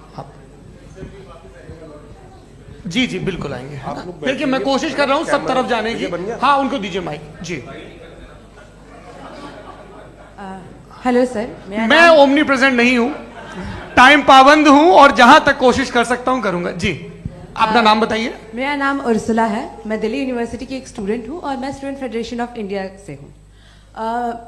मेरा सवाल मुफ्ती जी से है कि इस हॉल के इस कमरे में बैठ के हम लोग रेप की मोरालिटी के बारे में फिलोसफिकली बात तो कर सकते हैं, बट असलियत ये है कि रोजमर्रा की जिंदगी में औरतें रेप के थ्रू गुजरती हैं और हम लोग सिर्फ नंबर्स पे इस तरह नहीं देख सकते, क्योंकि कितनी औरतें हैं इन कंट्रीज में जहां पे आप बता रहे हैं कि केसेस कम हैं, जिनका एक्सेस है कि वो जाके केस फाइल कर सकें। कितनी औरतें हैं जो जिनको काम करने की आज़ादी है उन कंट्रीज में। यूरोप में ये आज़ादी आ गई, यूरोप में ये रूल्स आ गए, तो हम आज उसके बारे में बात कर पा रहे हैं। जी जवाब। आपने ये कहा कि कमरे में बंद होकर हम लोग इस पर फिलोसफिकली बात कर सकते हैं, लेकिन हकीकत में क्या हो रहा है, वो ग्राउंड लेवल पे क्या हो रहा है जो बहुत गलत हो रहा है और वो सफर कर रही हैं। आई अग्री, बहुत गलत हो रहा है और जो गलत हो रहा है उसको हमें रोकना है। और क्यों रोकना है, वो गलत क्यों है, हमारे पास इसका ऑब्जेक्टिव फाउंडेशन है, इनके पास उसका ऑब्जेक्टिव फाउंडेशन नहीं है। मैं ये कहना चाह रहा हूं कि जहां पे भी जुल्म हो रहा है, जहां पे भी औरत पे जुल्म हो रहा है या उसकी इज्जत लूटी जा रही है या उसे तकलीफ पहुंचाई जा रही है, और सिर्फ औरत नहीं किसी इंसान के ऊपर भी जुल्म हो रहा है, तो उसके खिलाफ खड़ा होना, ये मोरालिटी हमारे पास गॉड के पास से आई है। वरना जावेद साहब तो कह रहे हैं कि जो है मेजॉरिटी डिसाइड करेगी, तो मेजॉरिटी तो कभी भी बदल सकती है। क्या आप हाँ। ये थोड़ी सी आपको गलतफहमी है। मैं अगर मेरे जुमले से ये मदना निकला या मैंने कहा तो ये जुमला मैं वापस लेता हूँ। ये मेरा मतलब ही नहीं था कि मेजॉरिटी डिसाइड करेगी। मेजॉरिटी डिसाइड करे तो दुनिया में बड़ी, वैसे आपने कहा था ये जुमला, अच्छा हो सकता है, मैं मान रहा हूँ, बाद में रिकैप कर लेंगे। अरे एक सेकंड मैं अपनी एक्सप्लेनेशन देता हूँ। मुनासिब बात यह है कि हम सब के सब दिल में जानते हैं कि क्या अच्छा है क्या बुरा है, हमें पता है अच्छी तरह से। जो लोग बुरे काम करते हैं उन्हें भी मालूम अच्छा क्या है। यही तो सवाल था हजरत कि फिर ये मोरालिटी आई कहां से? Cross examination. हाँ जी हाँ। मोरालिटी साथ रहने की डिजायर से आई, यानी साथ रहकर जो कुछ कह दे जो कुछ कर दे वो हो जाएगा। नहीं नहीं, तो आप कायदे से रह ही कर सकते हैं जब तक लोगों में मोरालिटी हो, वरना क्यास हो जाएगा। ये आपको कैसे पता? जी हमने देखा ना, जहां मोरालिटी का क्यास हो गया, हम देखते हैं। कहां पे देखते भाई? दुनिया में। आप जो कह रहे हैं, आप अभी कहीं पे अगर गलत हो रहा है इस बहस तो के उसको बाद आप में आप देखिए, आप एपिस्टेमोलॉजी की बात कर रहे हैं, मैं ऑन्टोलॉजी की बात कर रहा हूं। मैं इस बहस के बाद आप दोनों लोगों को चाय पे होस्ट करूंगा, वहां पे क्रॉस एग्जामिनेशन कर लीजिएगा। अभी ऑडियंस का हक मार रहे हैं आप लोग भाई, सर जस्ट लोग हैं आप लोग। और ये भाई ये हाँ उधर आएंगे, जी सर आएंगे। अच्छा सर मेरा नाम लईकुर रहमान है और मैं अलीगढ़ मुस्लिम यूनिवर्सिटी का स्टूडेंट हूँ। और जहाँ तक मुझे पता है कि sir you are also product of Aligarh Muslim University. मैं भी उसी चमन का बुलबुल। हाँ सर, तो बहुत खुशी हुई मुझे जान करके कि मैं आपसे मिलूंगा। सवाल सर, मेरा सवाल यह है, सर सैयद अलैहिर्रहमा का नजरिया यह था कि खुदा के वजूद को अकल के दायरे में रह करके तलाश करना, न के पूरी तौर से उसका इनकार कर देना। Sir how will you define it? नहीं तो ये तो आप इन्हें बताइए। ये सवाल आपसे खुदा का वजूद साबित कर रहे हैं तो सर आपने इनकार कर रखा है, इस वजह से मेरा क्वेश्चन। उन्होंने यही सर से एक सेकंड, सर सैयद ने यही कहा ना कि अकल से आप खुदा के वजूद को साबित नहीं कर सकते, यही कहा ना भाई। वो उन्होंने कहा कर सकते हैं और वो कर दिया गया आज। वो फोन तलाश करना या साबित करना अकल से अकल से नहीं हो सकता। अरे सवाल तो सुन लीजिए जी। अकल से नहीं हो सकता है, यही कहा ना आपने। अकल से हो सकता है, अरे वो यही कह रहे हैं भाई, आप बता रहे हो सकता है, वो तो कुछ और। आप अगर सर देखो नौजवान फोन ले लो, वो इतनी कमाल की यूनिवर्सिटी है। अरे भाई दे दो जरा, एक मिनट दे दो भाई, मेरी बात सुनो, माइक पे बोलो ताकि जो लाखों लोग देख रहे हैं। माइक दे दो ना। अरे देंगे ना माइक, तुम ठहरो तो। हाँ सर, मेरा सवाल ये था कि सर सैयद अलैहिर्रहमा का एक नजरिया था अपना कि खुदा का जो वजूद है उसको अकल के दायरे में रह करके तलाश करना है, न कि पूरे तौर से इनकार कर देना है। ये उनका कॉन्सेप्ट था। लेकिन मेरा सवाल ये है कि आप इसको कैसे डिफाइन करते हैं, एक्सप्लेन कैसे करेंगे, मैं आपसे जानना चाहता हूँ, क्योंकि you are the product of Aligarh Muslim University. मुझे अकल के दायरे में रख के मैंने बहुत तलाश की, मुझे मिला नहीं। हाँ ये इधर उधर वो चश्मा लगाए जो, हाँ उनको दे दीजिए। जी जी फटाफट पूछिए, बस 5 मिनट है, 5 मिनट में खत्म हो रहा है। हाँ अस्सलाम वालेकुम मुफ्ती साहब। एंड मेरा सवाल जावेद अख्तर साहब से। क्या नाम है आपका? अरे भैया मुझे पूछ रहे हो। हाँ, फैज पूछिए फैज साहब। तो मेरा सवाल ये है कि अभी जो एथियस्ट है वो problem of evil argument use कर रहे हैं अगेंस्ट मुस्लिम्स, राइट? कि इस दुनिया में इतना सारा इविल है और अगेंस्ट मुस्लिम तो यहाँ अगेंस्ट थियस्ट। हाँ थोड़ा सा करेक्ट कर लीजिए भाई, पूरी मशक्कत ही इसी बात की थी कि किसी एक मजहब पे बात न टिके। जी, तो बेसिकली ये आर्गुमेंट ऐसा है कि इस दुनिया में इतना ज्यादा इविल एग्जिस्ट करता है और अगर एक ऑल गुड गॉड है तो वो रोकता क्यों नहीं है? लेकिन इस सवाल में एक हिडन अजम्पशन ये है कि इस दुनिया में इविल एग्जिस्ट करता है। अब एथियस्ट ये कैसे ऑन्टोलॉजिकली प्रूव कर सकते हैं कि इस दुनिया में इविल एग्जिस्ट करता है? मैं आपको बताता हूँ, थोड़ा सा समझा। नहीं सर, हम लोग इनको सुनने आए। नहीं please don't do that. I want to explain ontologically. नहीं हम समझ गए सर, इनको अब जवाब देने दीजिए। अच्छा सवाल पूछ लो। मैं अभी तक क्या था वो मैं थोड़ा सा ऐड ऑन कर लेता हूँ। तुम गुरु, तो हम जब इसका राउंड 13 करेंगे ना तब तुमको स्टेज पे बिठाएंगे। जी तो हाँ जल्दी से। तो देखिए एथियज्म के हिसाब से सब कुछ रैंडमली बन गया है, सब कुछ एटम्स और मॉलिक्यूल्स है। एक पत्थर में और मुझ में सिर्फ इतना फर्क है कि हम लोग एटम्स और मॉलिक्यूल्स का अलग अलग रीअरेंजमेंट है। अब एक पत्थर को कोई इंसान तलवार से 2 टुकड़ों में काट दे या मुझे, according to atheism it is same. There is no evil and good according to atheism. जी अच्छा, फैज साहब का सवाल ये है कि हाँ कोशिश भी करते तो इससे गलत सवाल नहीं कर पाते। एक लाइफ फॉर्म है और लाइफ फॉर्म में फीलिंग्स हैं, मतलब लाइफ फॉर्म सुनता है, देखता है, टेस्ट कर सकता है, फील कर सकता है। तो उसकी जो ये जो क्वालिटी इस बबल में आ गई हैं वो जानवर में भी है, इंसान में भी है। तो जाहिर है कि उसे कोई तकलीफ पहुंचेगी, तो चूंकि उसके पास वो सेंसिटिविटी है तो मैं करेगा। पत्थर में वो सेंसिटिविटी नहीं है। तो ये क्या सवाल हुआ कि अगर पत्थर को काटा तो पत्थर को तकलीफ नहीं होती, तो आपको काटे तो आपको क्यों तकलीफ हो? बैठ जाइए। जी हाँ अगला सवाल। हाँ पूछे जी जावेद अख्तर साहब।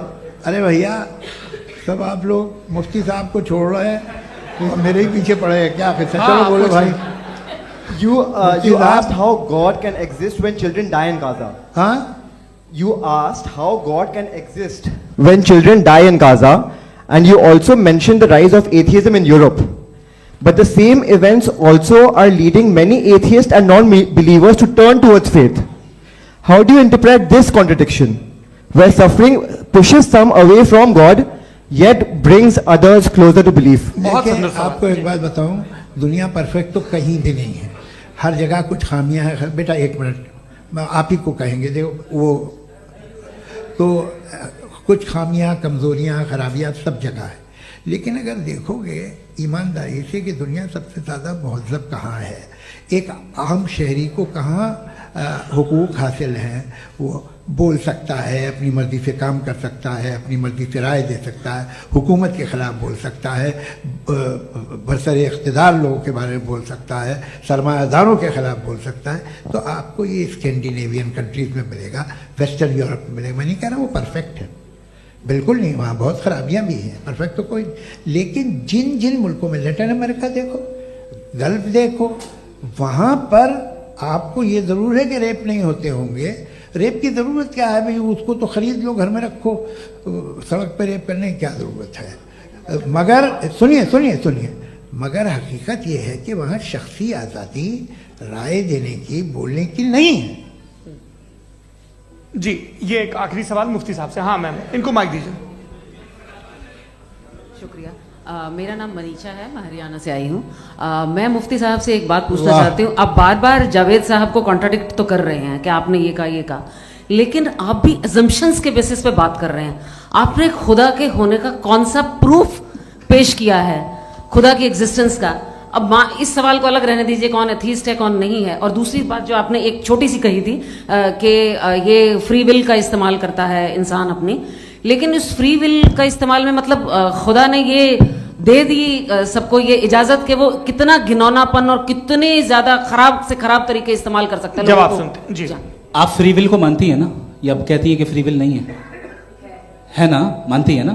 तो अब आपके पास इसका कोई एक्सप्लेनेशन नहीं है कि अगर एक इंसान उस फ्री विल का इस्तेमाल करके गलत काम कर रहा है और बच के अच्छी जिंदगी गुजार के निकल जा रहा है, उसका कोई रिकॉम्पेंस नहीं है। हमारे वर्ल्ड व्यू में जो इंसान गलत काम कर रहा है उसको भी रिकॉम्पेंस यानी उसका बुरा बदला मिलना है, और जो सही काम कर रहा है उसको सही बदला मिलना है। लिहाजा जो फ्री विल है वो इस तरीके से है कि एक लिमिटेड टाइम तक खुदा ने मोहलत दी है। ऐसा नहीं कि छूट दे दी, जो करना है करते रहो हमेशा। वक्त आएगा जब एग्जाम का टाइम खत्म होगा तब रिजल्ट आएगा, दौराने एग्जाम जबरदस्ती आपको नहीं बताया जाएगा। अरे भाई एक सेकंड, जी, एक सवाल मुफ्ती साहब से मेरा, मुफ्ती साहब से एक सवाल, रुक जाइए, आपसे फोन, आप इसके बाद आपसे माइक चेंज होगा। बोलिए। मैं मुफ्ती साहब एक ही सवाल करता हूँ कि अगर जो हो रहा है फ्री विल से हो रहा है और एक दिन बरोज़ क़यामत इंसाफ होगा मैशर में वगैरह वगैरह, तो दुआ क्यों मांगते हैं लोग? दुआ मांगते हैं इसके मतलब है अभी भी उसने ये डिपार्टमेंट रखा है कि मैं रोजमर्रा की जिंदगी में बिल्कुल बिल्कुल ही कैन। तो तुम कैन हो, तुम मुझे नौकरी दिला देते हो, मेरे बेटे को ग्रीन कार्ड दिला देते हो, और 45,000 बच्चे मरते हो उन्हें रोकते नहीं हो। नहीं तो क्या आप ये कह रहे हैं कि इस दुनिया में जालिमों को कभी पकड़ ही नहीं होती है? अरे जो भी पकड़ होगी वो बच्चे रोते हैं। बिल्कुल, देखिए मैंने अपने ओपनिंग स्टेटमेंट में यही कहा था कि जनाब जावेद साहब सिर्फ इमोशनल आर्गुमेंट देंगे। This is an emotional argument. ये छोटे मोटे इसके पीछे का रीजन मैंने बताया क्या है। देखिए मैं बार बार यहाँ पर मंच से आप लोगों को सज्जनों इसलिए कह रहा हूं ताकि थोड़ा सा आपके कॉन्शियंस पे जोर रहे कि आपको ऑर्डर बचा के रखना है। वक्त तय हुआ था, ये वक्त पूरा हुआ, आपने इतने धैर्यपूर्वक सुना, मैं आप सबका बहुत बहुत शुक्रगुजार हूं। यदि इन दोनों विद्वानों की इच्छा होगी तो कभी हम इस बातचीत का राउंड 2, राउंड 3, यही तो देखिए खूबी है इंसान की कि बहस मुबाहसे में वो पड़ा रहता है। आप लोगों ने बड़े धैर्य का परिचय दिया, बहुत बहुत शुक्रिया। इसी के साथ ये बातचीत यहाँ पे समाप्त होती है।